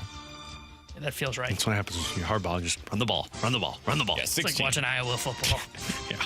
Cardinals 17, Bears 15, Packers 14. Tampa Bay Buccaneers were at 12. That feels about right. Yeah. I do that. Fringe top 10 with weapons that you've got. Their offense is so good, man. They're so much fun to watch offensively. Their defense is blah, but I like it. You guys excited for fantasy football? Yeah. We're starting to back up, I'm ready ladies to and win the gentlemen. league. I got about last year was embarrassing. Bradford's in this year. Oh, God. It's going to be tough to beat Bradford. Yeah, I was going to say, I can't beat Bradford. He's already got the spreadsheets going. Bradford knows everything about it. I'm not going to be able to compete with that. I think Martin was the only one that's on air that opted out this season, if I remember correctly. And Jamie, right? No, Jamie's on a team with Stalter. There should be rules on that, right? I mean, it's Stalter's team. Jamie just says that. Okay, so Jamie's just a part of it. If he wins, he gets money. Yeah. Okay, I got you. Jamie doesn't pay. He doesn't get paid. So okay, so it's Stalter's team. He just gets to claim Stalter's team and the trash talk and everything that comes along with it. But I think that was it. Yeah, I think Martin was the only one. He said, "I'm a bad owner, so you don't want me part of it." That's easy money for me. So yeah. You think you're going to be good this year? I was top 3 last year, so I was not. So all I need is just give me my money back. That's all I need, man. Give me my money back with a chance to get more. That's what I want. Well, I'll sit I'm at home. consistent, if anything. We got some new players this year. We had some changes around the station. Blood. You may have heard of this. Bradford. KG is going to be a part of it this year. Bradford is just going to whoop all of us. Doug's in this year. Jackson and Tim were in already because of the balloon party. Bradford's in this year. Was Jackson in the league last year? Mm-hmm. Oh, I thought he backed out last year. No, Jackson was in. Tim was in. I knew Tim was in. Fast lane guys were all in. Should we go 15-second timer this year? No, I'll quit. I will quit mid-draft. So it was year 1. Oh, I forgot about that experience. That was rough. How could you forget it? I remember specifically I was giving my daughters a bath and my pick was auto-picked. I'm like, what the hell just happened? I remember I was trying to keep track seconds. of the selections. And I was like, I can't do this anymore. Sure. I was like crossing guys off, and it was going too fast for me to cross them off. Freaking believable. Oh, it was rough. Not a bad job by me. I think I did a better job this year as a commish. I don't remember any complaints. Wasn't this the Superflex League this year? Yeah. Didn't we do that this year? No, that was 2 years ago. 2 years ago? Okay. I thought Randy complained about something. That was because he didn't understand waivers. Yeah, he didn't understand waivers. That was a Randy problem, not a And he kept complaining. He's like, well, I'm putting my picks in and you're not coming to me. I'm like, because you're like you've claimed the first 2 guys already, man. Yeah, I don't know. I'm the worst team. Someone at this excellence said Pablo Torre is going to start doing an investigation into Commissioner BK. Well, if that happens, you know I'm gone. Because as we saw over the weekend, there's a lot of corrupt stuff with the BK. NFLPA is saying bye-bye to the 2 people that were effectively being investigated by Pablo Torre. Real quick, Pablo Torre, great work by him, man. Investigative reporting still matters, and Pablo Torre, I think, is changing the way that it's done. And I'm fascinated to see, Alex, in the future, if this is a direction that we see stuff going towards. Like, we see The Daily, you see all these podcasts that are coming out that are associated with newspapers and whatnot, right? But the reporting is still being done primarily in the papers. Like, you can read it on their websites or you can read it in the next day's paper. What Pablo Torre is doing right now is kind of changing the game. And I don't know if he is the one guy that is like uniquely qualified to do this because he has investigative reporting in his history and he's also a podcaster by nature. But he is now doing these long form investigations and presenting the information via podcast, both video and also just the audio podcast that you're typically used to. That is new. That is different. And that is something that I wonder if it is a trend that we will start to see, or if this is just, hey, Pablo Torre is really good at this. This is the way that he goes about it, but everybody else continues to do it the way that they once did. But I find that to be an interesting media story that is taking place kind of behind the scenes. I want to make sure that our money is going towards fantasy football and you're not spending our money like the NFL was. Oh, just so you guys know, the money that goes towards me is a 0% interest loan, and I will figure out the money by the end of the season. I think he uses it to update his basement, and then he gets to the end of it, he's like, shoot, I got to pay them. Yeah. Unbelievable. Hey, to be fair, I've been a commissioner. Yeah, that's what you do. Exactly how it goes. Unbelievable. Yeah, that money goes into my account and then into Home Depot's account for my payments. As long as I see the money, I'm in. This is a perfect segue into our next segment. My wife just texted me. She said Adelaide just called 911. Coming up next, Alex tells a story here on BK and Ferrario. God.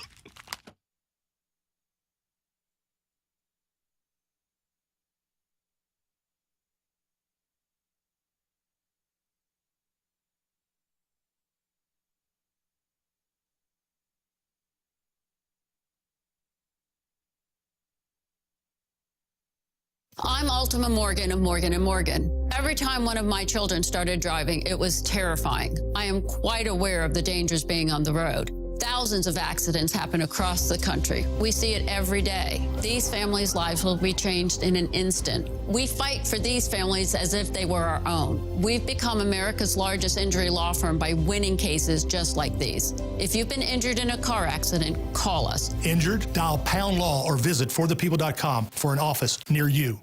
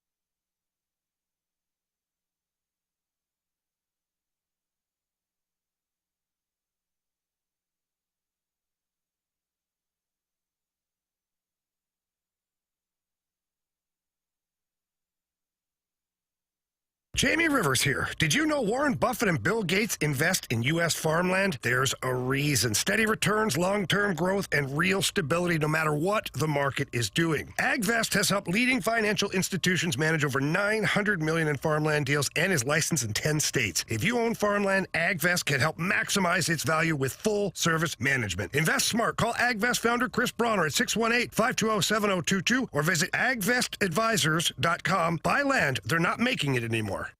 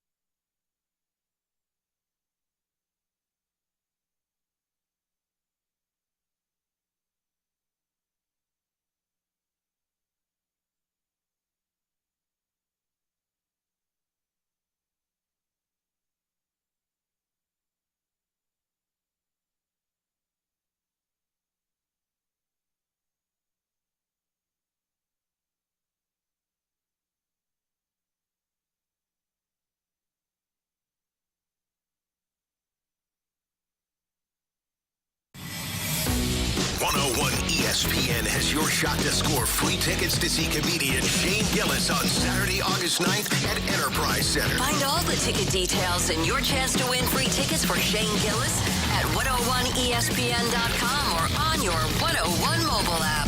Powered by Dobbs Tire and Auto Centers.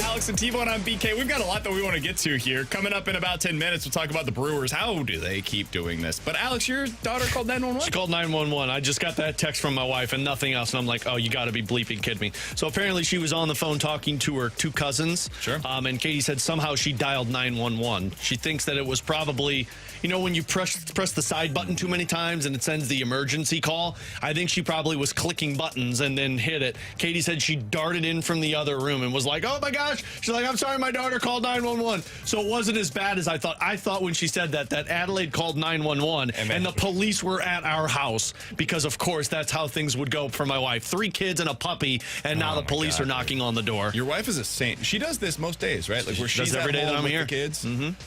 Now, that's our schedule, whether it's hockey season or not hockey. Now, hockey season's more intense for her because, obviously, when there's games, I'm gone all day. So she's home all day. But in the summertime, she's got the morning because I obviously am here. And then when I get home is when she goes to work. And then I'm with the girls until Katie gets home, probably around bedtime. I tell people all the time, and like, we obviously are a very strong couple, but God bless single parents out there. Oh. Because, I mean, like, we kind of live the single parent life during the week when we're working. God bless any of you that have raised kids by yourself because it's tough. I tell Katie all the time, it's like you have to, like, really put an emphasis on the relationship because, you know, when you're not seeing each other 4 or 5 days of the week. Beyond that, you're just exhausted, right? Like, it's... Listen, being a parent is the greatest job in the world. I'm not trying to suggest anything otherwise. Luca is, like... Everything that I do is for that little guy. Like, it's the greatest thing in the world. And also, I mean, any of you that are parents out there know, it's freaking exhausting, man. Yep. It's never ending. There's always something new. It's great, fun, exciting, and also mentally, physically, emotionally draining. Yeah. You got to find a way to stay positive, too, throughout all of the chaos so that you're not yelling. And it's a lot. So, but yeah, to add on to it, welcome to the police car showing up. Had something else that you wanted to get to. Yeah, we haven't gotten to this, and it's been a couple of days. We tried to do it this past week, but we had a couple of different things that popped up. This Coldplay astronomer CEO Andy Byron story has been the gift that keeps on giving. For people that don't know, it was the CEO of a company astronomer who was out with his co-worker, and of course he got caught on the kiss cam, little standing behind her with his arms around her. The camera caught them, they panicked, and then they got exposed on social media. First of all, God bless social media. So most of the time it is just a pit of disaster. Yes. But then there are just those moments where they are gold. And the amount of memes and GIFs that people have been putting out there of photoshopping people's faces on these two. And now they have a Coldplay cam at sporting events where fans are reacting the same way that those people did. I can't wait for this season to see more and more of these Coldplay cams. Cardinals had a good one with Wayno and Albert. I've seen some really good ones. Office themed. I've seen some Seinfeld themed ones. I told you guys I saw one that was Bluey this morning, which hit a little too deep. Kids show, don't be doing any of that. But yeah, this congratulations, Coldplay, because you have struck gold.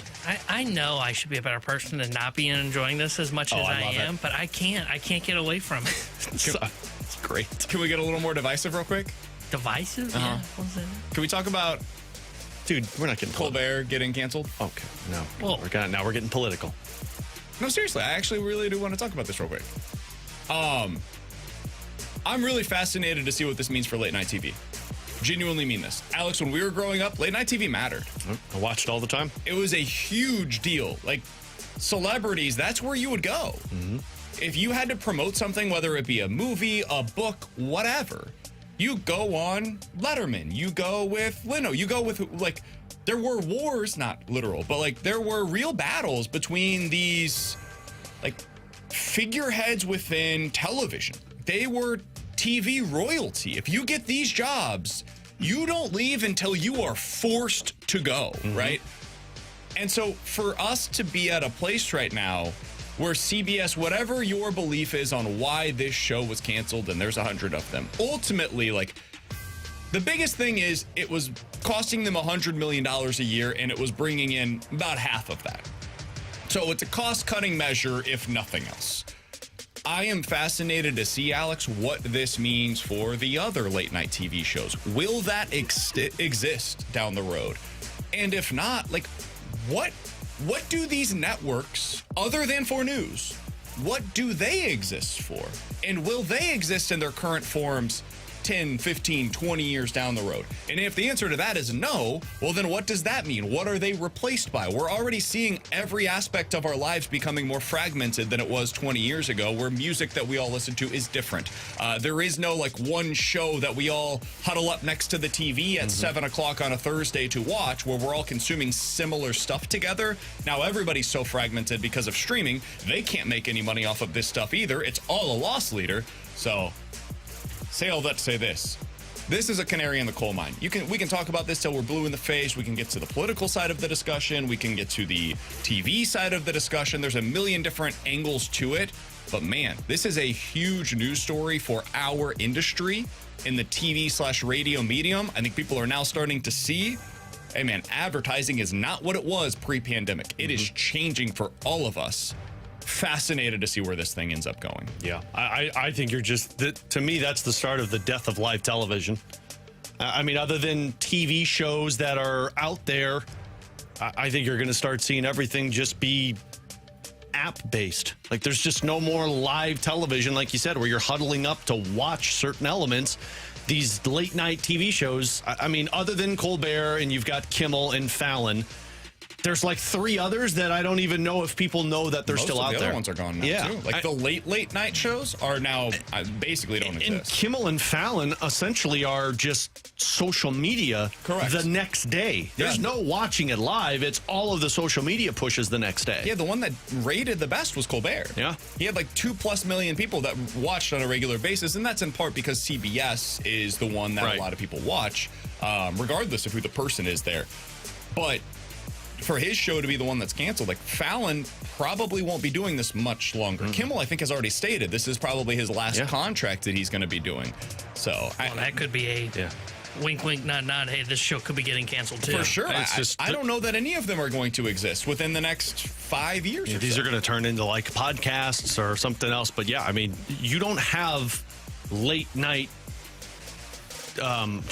scheduled watching anymore. No. Like, there's no more scheduled television. I think podcast is now where people go for this. Like, you go on the Joe Rogan show, right? You go on the Theo Vaughn show. You go on with Pardon My Take. Like, these are the places now that the celebrities that used to do the late night shows are now going to these other avenues, these other streaming / podcasting ventures in order to promote their work. I find it to be a really compelling story, and that's not to get into any of the political angles, which we can also talk about on our politics. I was gonna say, you did good, man, and then you had to wait the end it.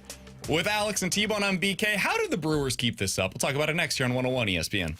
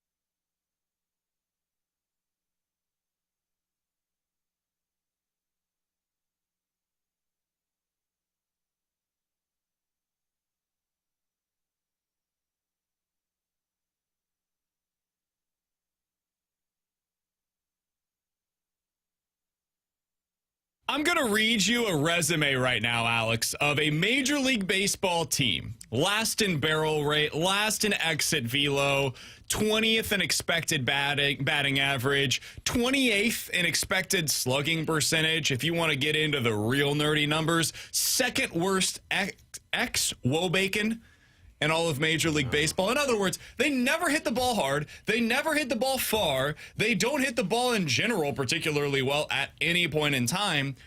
I just read you the resume offensively of the 2025 Milwaukee Brewers. Alongside Alex Ferrario and Tanner Hendrickson, I'm Brandon Kiley. The Brewers are also right now 19 games above 500. I don't know if anybody has noticed this. The Brewers are now tied with the Cubs atop the National League Central. More importantly, they are now tied with the Cubs for the best record in the National League. The only team in Major League Baseball right now with a better record than the Brewers is the Detroit Tigers. Tigers, then the Cubs and the Brewers, and then, interestingly enough, right now, fourth is the Toronto Blue Jays. All ahead of the LA Dodgers, the Astros, the Phillies, the Mets, the Yankees.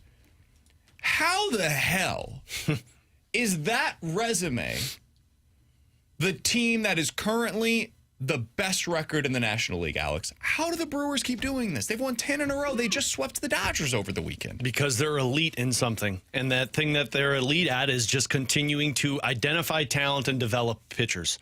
I mean, if everybody's been talking about the Mizurowski and what he's done and that talent that they've drafted. We've talked in the past of finding the Corbin Burns and the Brandon Woodruffs and the Freddie Peralta, but we were talking about this in the office, and I give T-Bone credit because he mentioned this when the trade happened earlier in the season. Quinn Priester, who's in the rotation for Milwaukee, who is pitching top-end type of pitcher, and this was a guy that they just went out there and traded from their prospect pool. A 3.3 ERA, Quinn Priester has. They got him from Boston. Why? Because they said, well, we need help on the pitching side because Quintana was hurt, and we're waiting for some of these guys to develop, so we need to go get something that can help us now.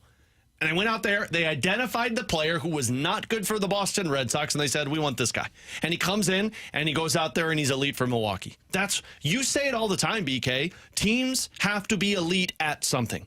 Milwaukee is elite, in my opinion, at two things: developing pitching and identifying talent. Whether it's trading for Willy Adames, trading for Quinn Priester, drafting these guys, finding them in the international market, Milwaukee knows how to find talent and develop it properly. 314-399-9646 is the Air Comfort Service text line from the 618. Just goes to show you all this BS analytics don't mean bleep.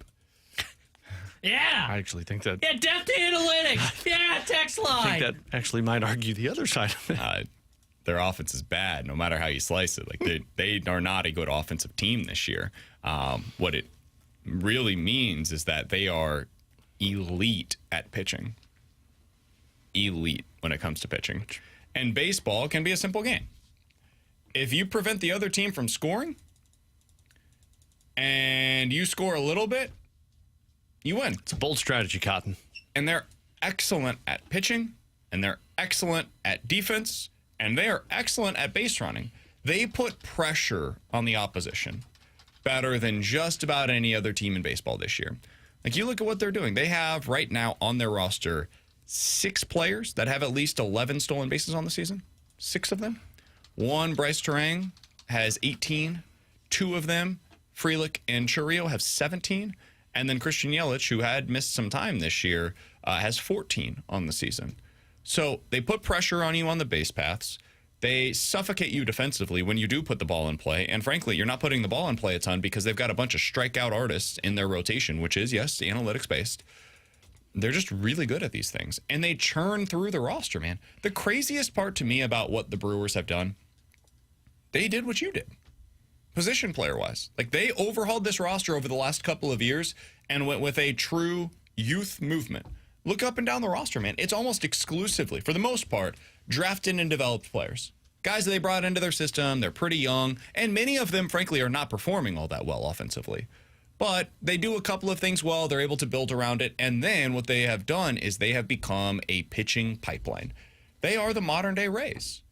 They continue to do this. They find interesting new arms seemingly every year. This year, the new one is Priester at first, and then the new one after that was Jacob Mizurowski. Yep. This is what the Cardinals need to do. They traded Sorry, go ahead. Go ahead, man. I was just saying they traded an A-ball outfielder for a guy who is pitching for their major league roster right now. They traded an A-ball, and now there was a comp pick for Quinn Priester. That was the prize. Yeah, but, I mean, again, you're trading a draft pick that's not going to help you for 3, maybe 4 years.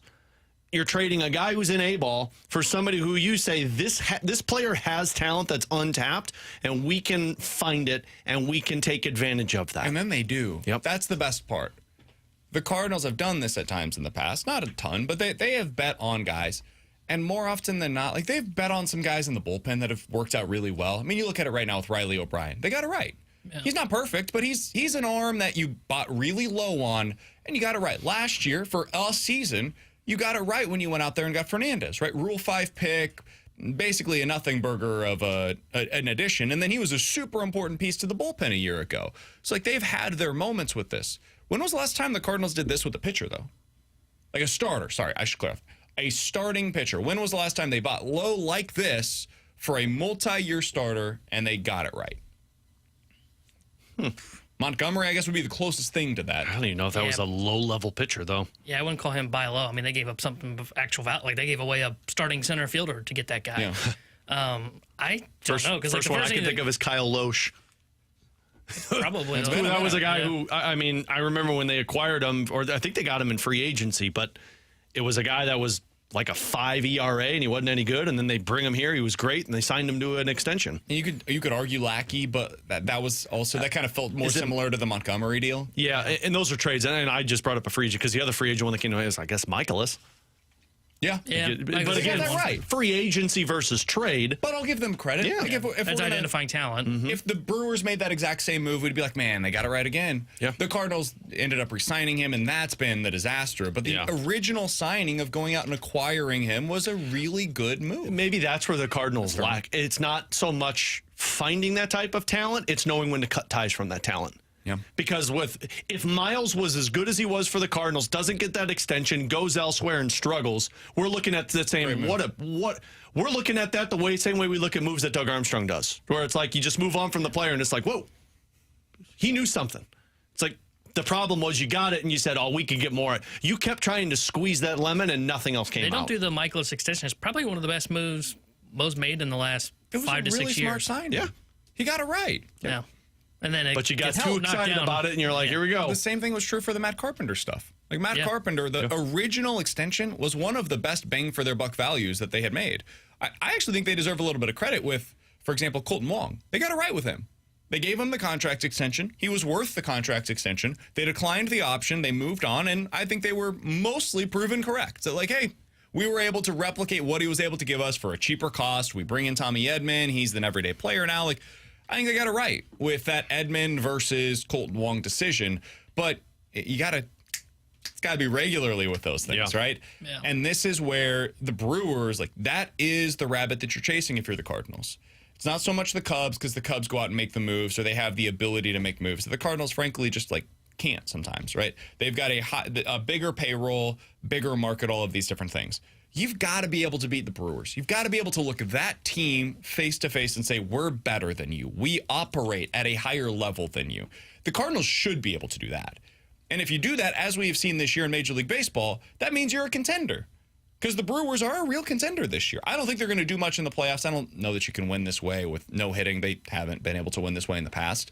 But you have to take what the Brewers are doing, model that within your organization, and then it doesn't necessarily mean you have to be the exact replica. But you've got to do something the way that the Brewers are doing their starting pitching development right now. You've got to find something within your organization that you can do at that level.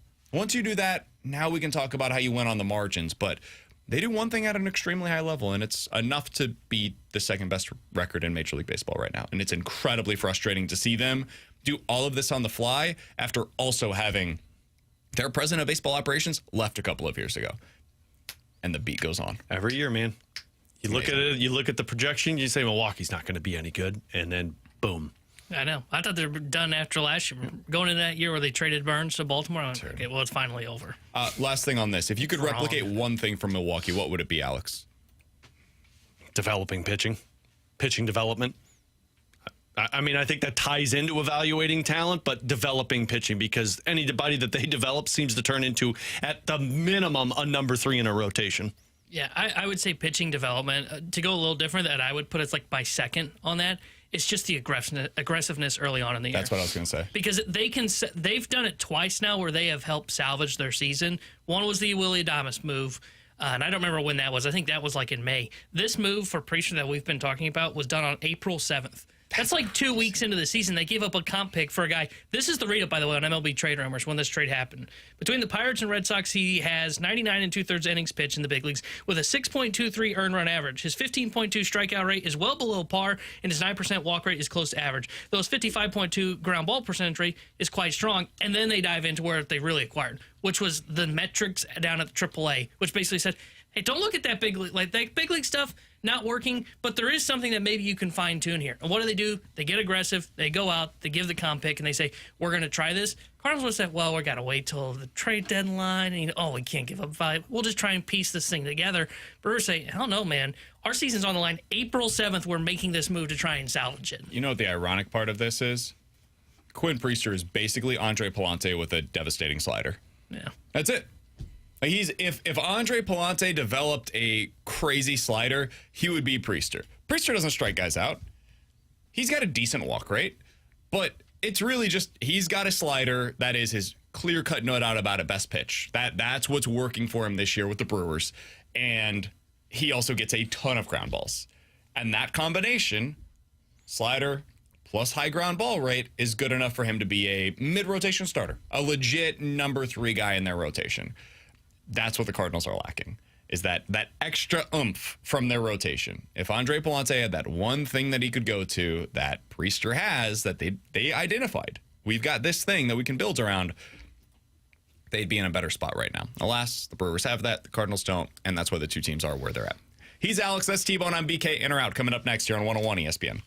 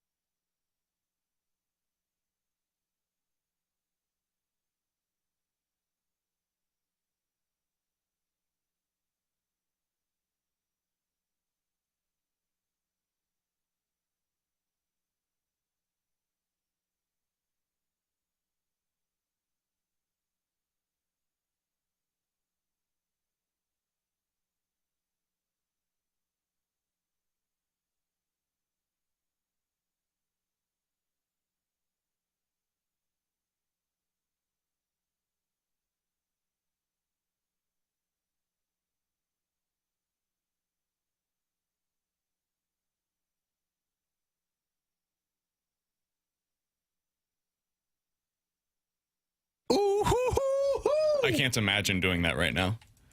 Why? My voice would just give out immediately.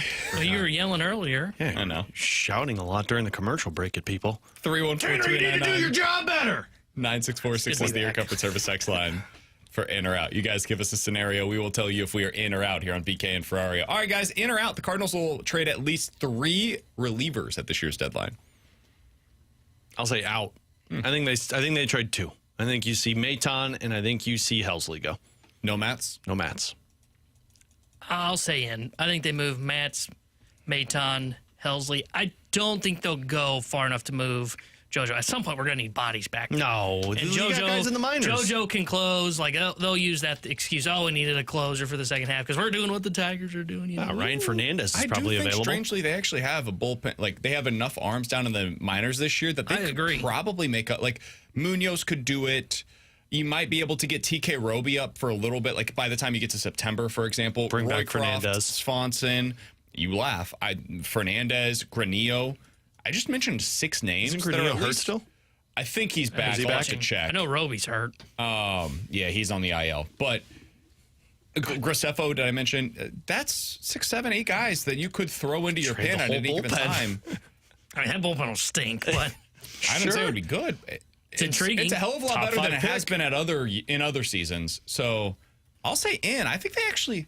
Yeah, I think it's more likely they go 4 than 2. I think you swayed me. In terms of trades. Trade 2 lefties, Maton and Helsley. There you go. We'll trade John King for a bag of balls. New looking bullpen right there. Guys, in or out, the Cardinals will acquire a player at this deadline that will be on the Major League roster next season.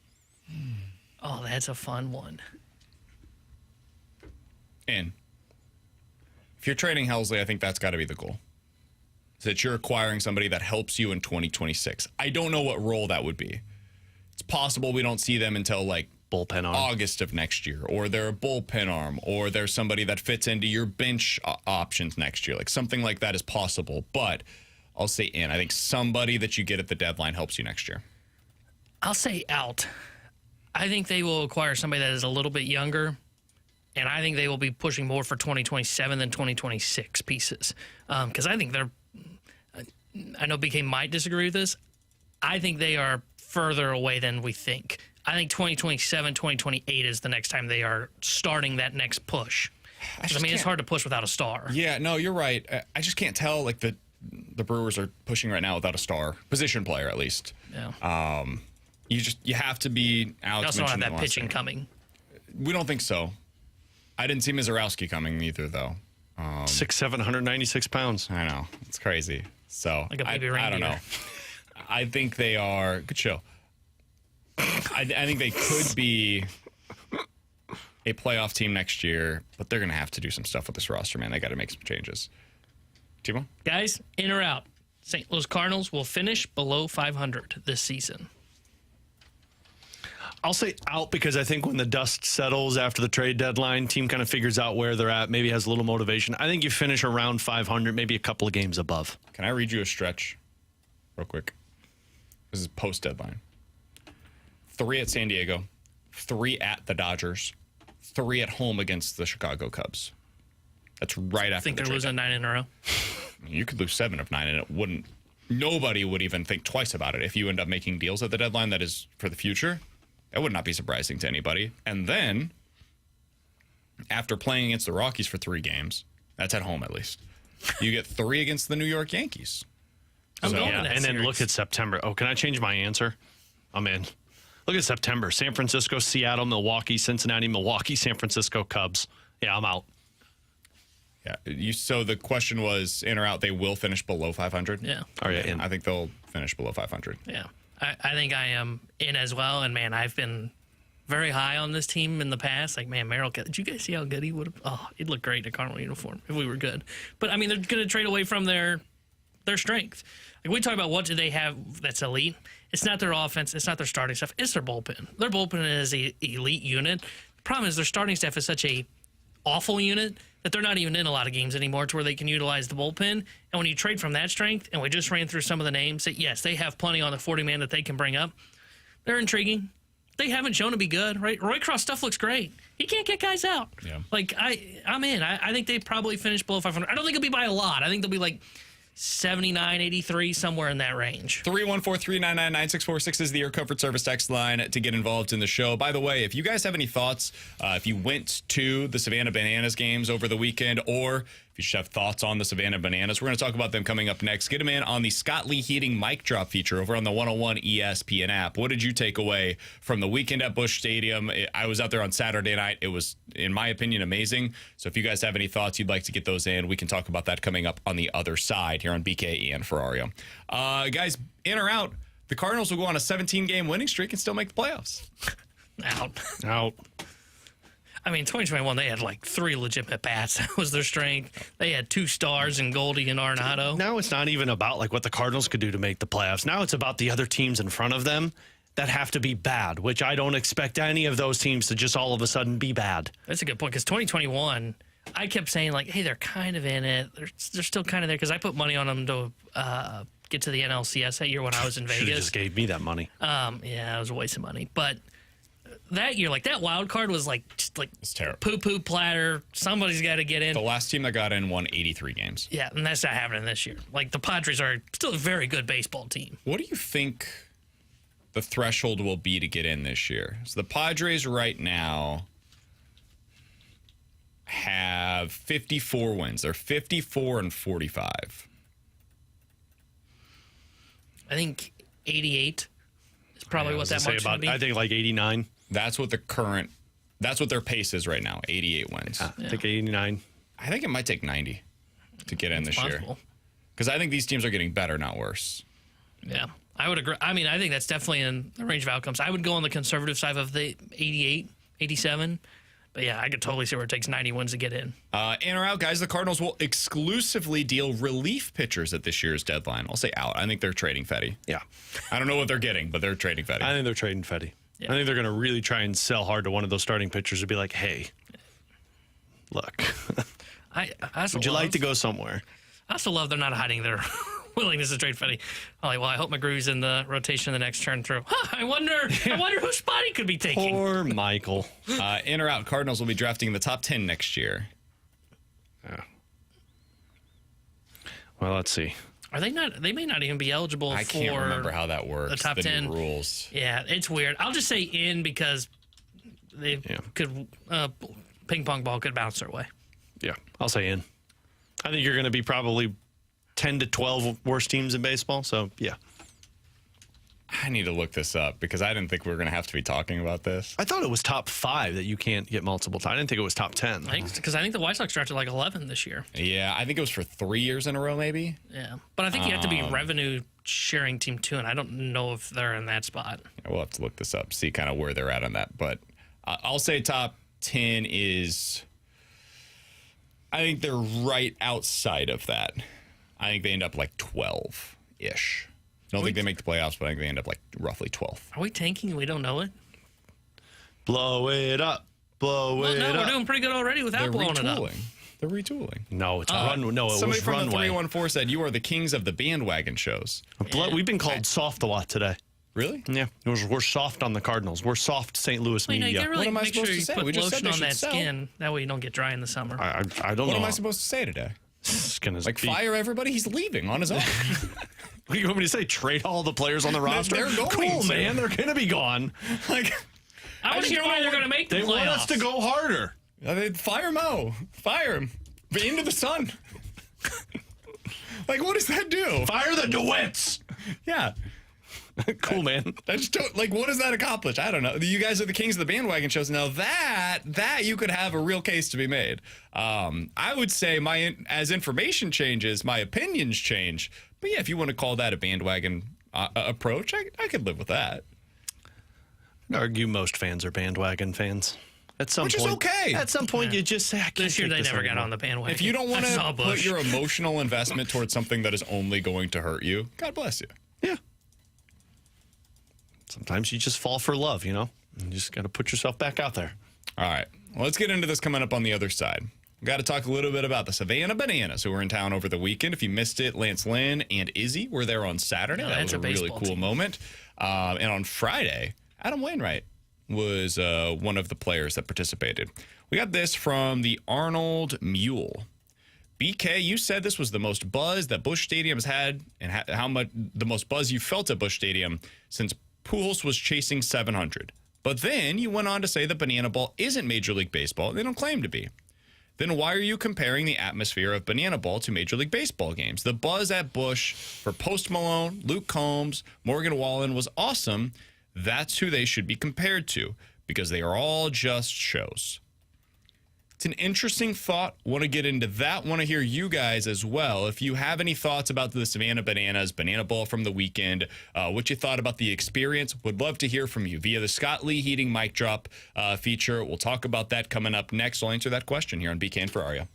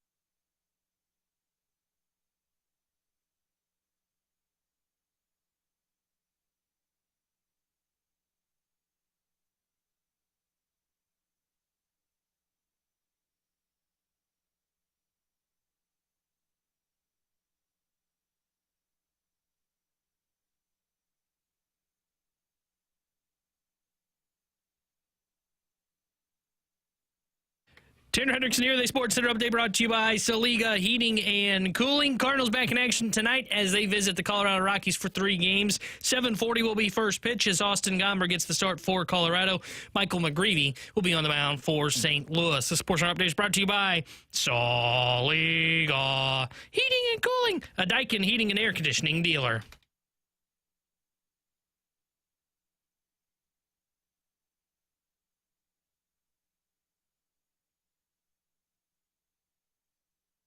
One, it was amazing to see an entire packed stadium. And when Waino came out, the crowd erupted. It was awesome, especially for my 3 kids to see it.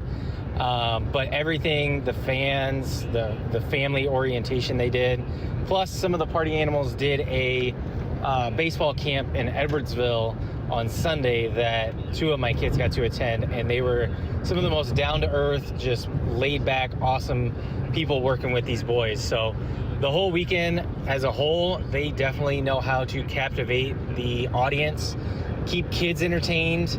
They never once asked to go to the play area or anything like that like they normally do during Cardinal games.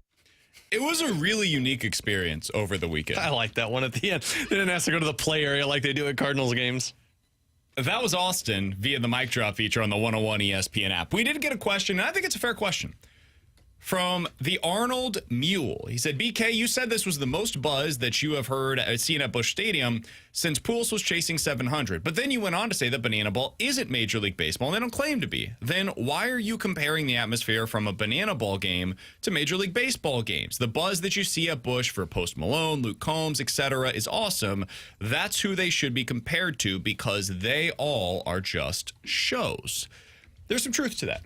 Banana Ball is not Major League Baseball. They don't claim to be. In fact, they say as much. They openly say, hey, we're not trying to be something that we're not. We're not going to be for the traditionalist baseball fan. That's okay. If you don't like what we do, cool, man. I'm sure there's other stuff out there that you love. Go watch that instead. But what Banana Ball did really well over the week, and I went on Saturday night with my wife, it was a great experience for fans.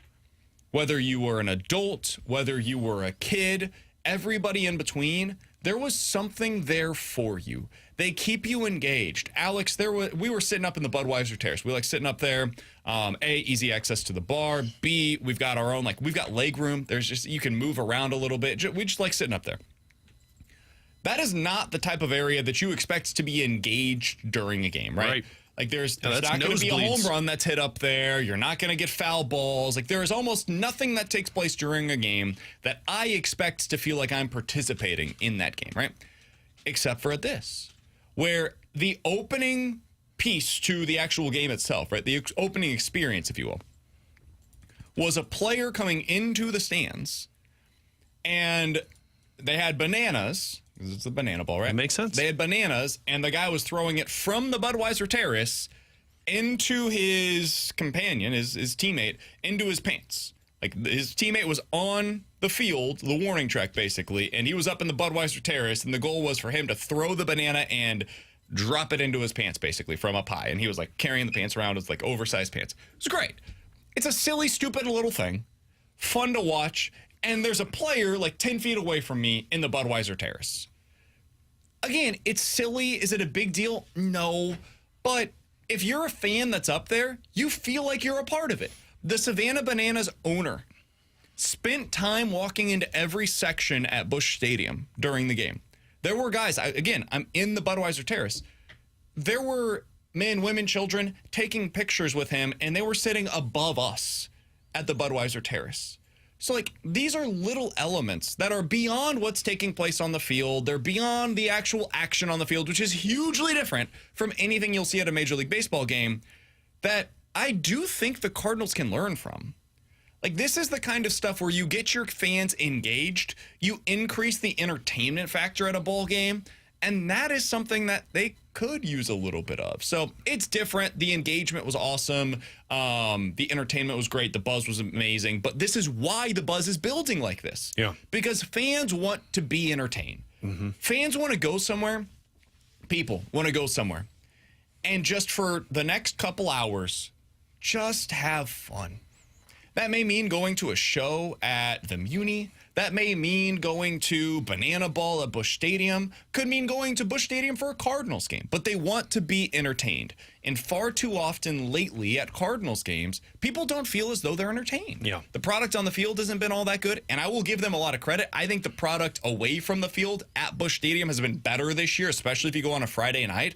But it's stuff that they do need to improve on. And I think there are some lessons to be learned from the way that the Savannah Bananas are able to engage their audience during their game. Yeah, make no mistake. Like, again, but Savannah Bananas isn't for me, so it's not like I was getting overly excited, but that's okay. Everybody has their preference of entertainment.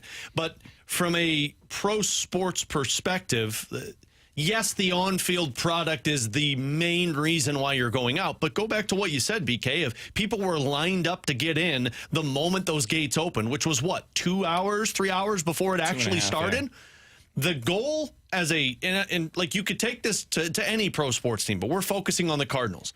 The goal is to get people there early and keep them there late. Why? So they're spending money because you want them to be entertained and they want to go there and have fun. It's a night out for family, couples, individuals, whatever. But if it's not entertainment, if it's not entertaining on field, then you got to make sure that the product off field is entertaining. So you got to make sure that there's a reason to go down there early so that you can be out there waiting to get in, whether it's some type of entertainment feature, whatever that might be. And then it's before the game starts, it's during the game, in between innings, and it's after the game. You want the entertainment factor. And if you know the product on field isn't going to be there, you've got to find something off field that can be there. And you're right. It does seem like there's a little bit more buzz about the Cardinals this season in terms of the guests that have been there, the giveaways. You know, they have the post-game concerts that they've had that has some entertainment value. The Friday nights with the Budweiser tears. All of that stuff is an improvement.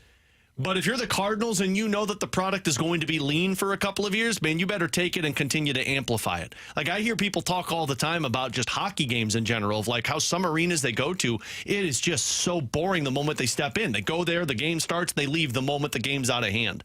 If you're the Cardinals, there's going to be a lot of games that get out of hand. You got to find ways to make people want to get there early and keep them entertained from start to finish. Willie in the YouTube chat said, dang, how soon we forget how fun it can be to go to a Cardinals game. When they're actually good and you expect them to win, put a good product on the field, people will want to see. Totally, yes. Like 2022 is not that long ago. That team was so much fun to watch, man.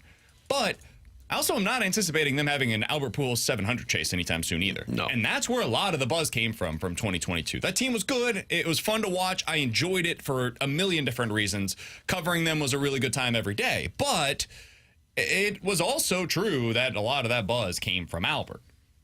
And I don't think if you're the Cardinals, you can expect that again. So, like, just as an example, San Diego, when you see their ballpark, T-Bone, you watch a lot of baseball, not Cardinals related, right? When you see the ballpark in San Diego, it's like a club atmosphere there, dude. It's crazy. It's very different than what you see here in St. Louis. That doesn't mean the Cardinals should do that. You should play to your market. And Southern California is a very different market than St. Louis, right? I think we can all acknowledge as much. But there are certain things that you can do in order to improve the game day experience. And that was my biggest takeaway from going to this game over the weekend was, man, this was amazing. I enjoyed every second of it. It's different than Major League Baseball. You can't compare the two. Right. But there are elements within what they were doing that if I was in ownership or if I'm in the front office on the business side of things for the Cardinals, I would look at it and say, I kind of think we could do something like that. Not this exact thing, but we could take from what they're doing here, the pregame stuff that the Bananas did, those kinds of elements where you're like, we can learn something from this. We can take something from this, incorporate it into what we are doing, and let's see what it would look like for the St. Louis Cardinals. So I thought it was great. I enjoyed the hell out of it. The buzz was awesome. The actual game experience was great. And I also think that baseball should maybe take some of their rules and implement them into the game as well. Steal it. Okay. Look, I'm all aboard having fun with the Bananas until we start bringing in some of their stupid rules. Would you be okay if there was a walk? Would you be okay with the rule of you can keep running until every player on the other team has touched the ball? No, that's a rule in banana ball. No, that is so stupid. That sounds fun. No, that is stupid. It was great. That sounds fun. They're actually it should be like kickball stupid. rules. So where the you foul get, ball, you catch the guys out. Stupid. I love that. When you get on base, you should be able to just keep running until somebody hits you with the ball. Oh, interesting. Like kickball. There's no bunting in banana ball because, that's as really they ridiculous. said, bunting sucks. Bunting that is suck. a lie. Bunting does suck. But there were some fun rules. None of them could really be incorporated into Major League Baseball, but I think all of them should. Just make Major League Baseball banana ball. The Rewind here on 101 ESPN.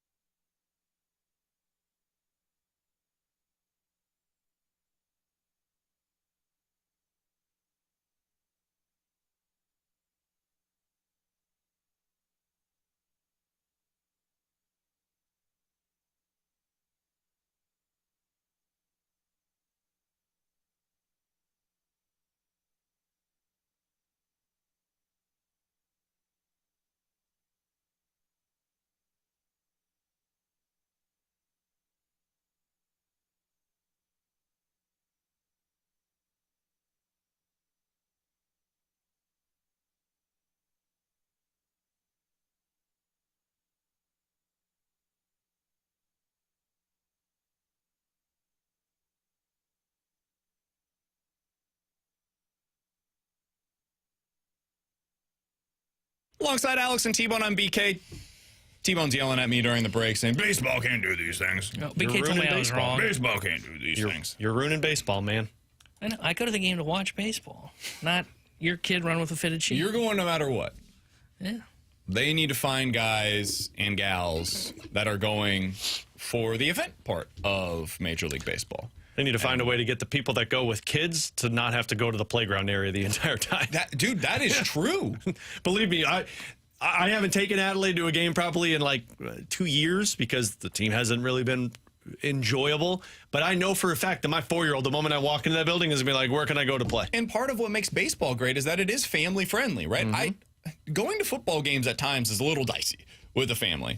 Because the dude next to you, like whether it's a section over or the row behind you, he's drunk off of his you-know-what. He's saying a bunch of words that you don't exactly want repeated. And, like, it can get a little uncomfortable sometimes. I say that as, yes, a softie. That's cool. Text line, don't even worry about it. I thought you said that as that's who you were at the Bananas game. No. 5 beers deep, cussing out these banana players. The banana beer, by the way, a little mediocre. But, yeah, like, baseball is very family-friendly, but keep going into that lane. All right, Alex, before we get out of here today, pass things over to the fast lane. Cardinals are sellers? That was determined this weekend? Yeah, they don't have the pitching to pull themselves back into this race. And I don't know if you guys have noticed this, but the Brewers are really good, the Mets are really good, and the Padres are really good. And that's where the landscape of this is. Your offense has been great all season. It's struggling still, but I would assume they'll get righted at some point. Do you think that it's going to go well tonight for McGreevy in Colorado? No. I think they dropped 2 or 3 in Colorado. Yeah, I don't think this is going to go very well at all in Colorado. Cool. We're on the same page here. I'm not sure how this is going to go, and I think I'm really interested to see what the reaction is to that. Colorado's been I'm sure it'll be tame. bad, but hasn't Colorado at least like had some individuals that have been performing well lately? They just took 2 or 3 from Minnesota. Miami's really the team in the National League that's like, what are you doing? You're messing it all up. You're supposed to be really bad this year. Stop being good. They have been much better lately, but yeah, Colorado has had their moments as well. All right, he's Alex Ferrario. That's Tanner Hendrickson. I'm Brandon Kiley. We'll break this thing in every which way coming up tomorrow. We'll talk to you then. Fast Lane's next here on 101 ESPN.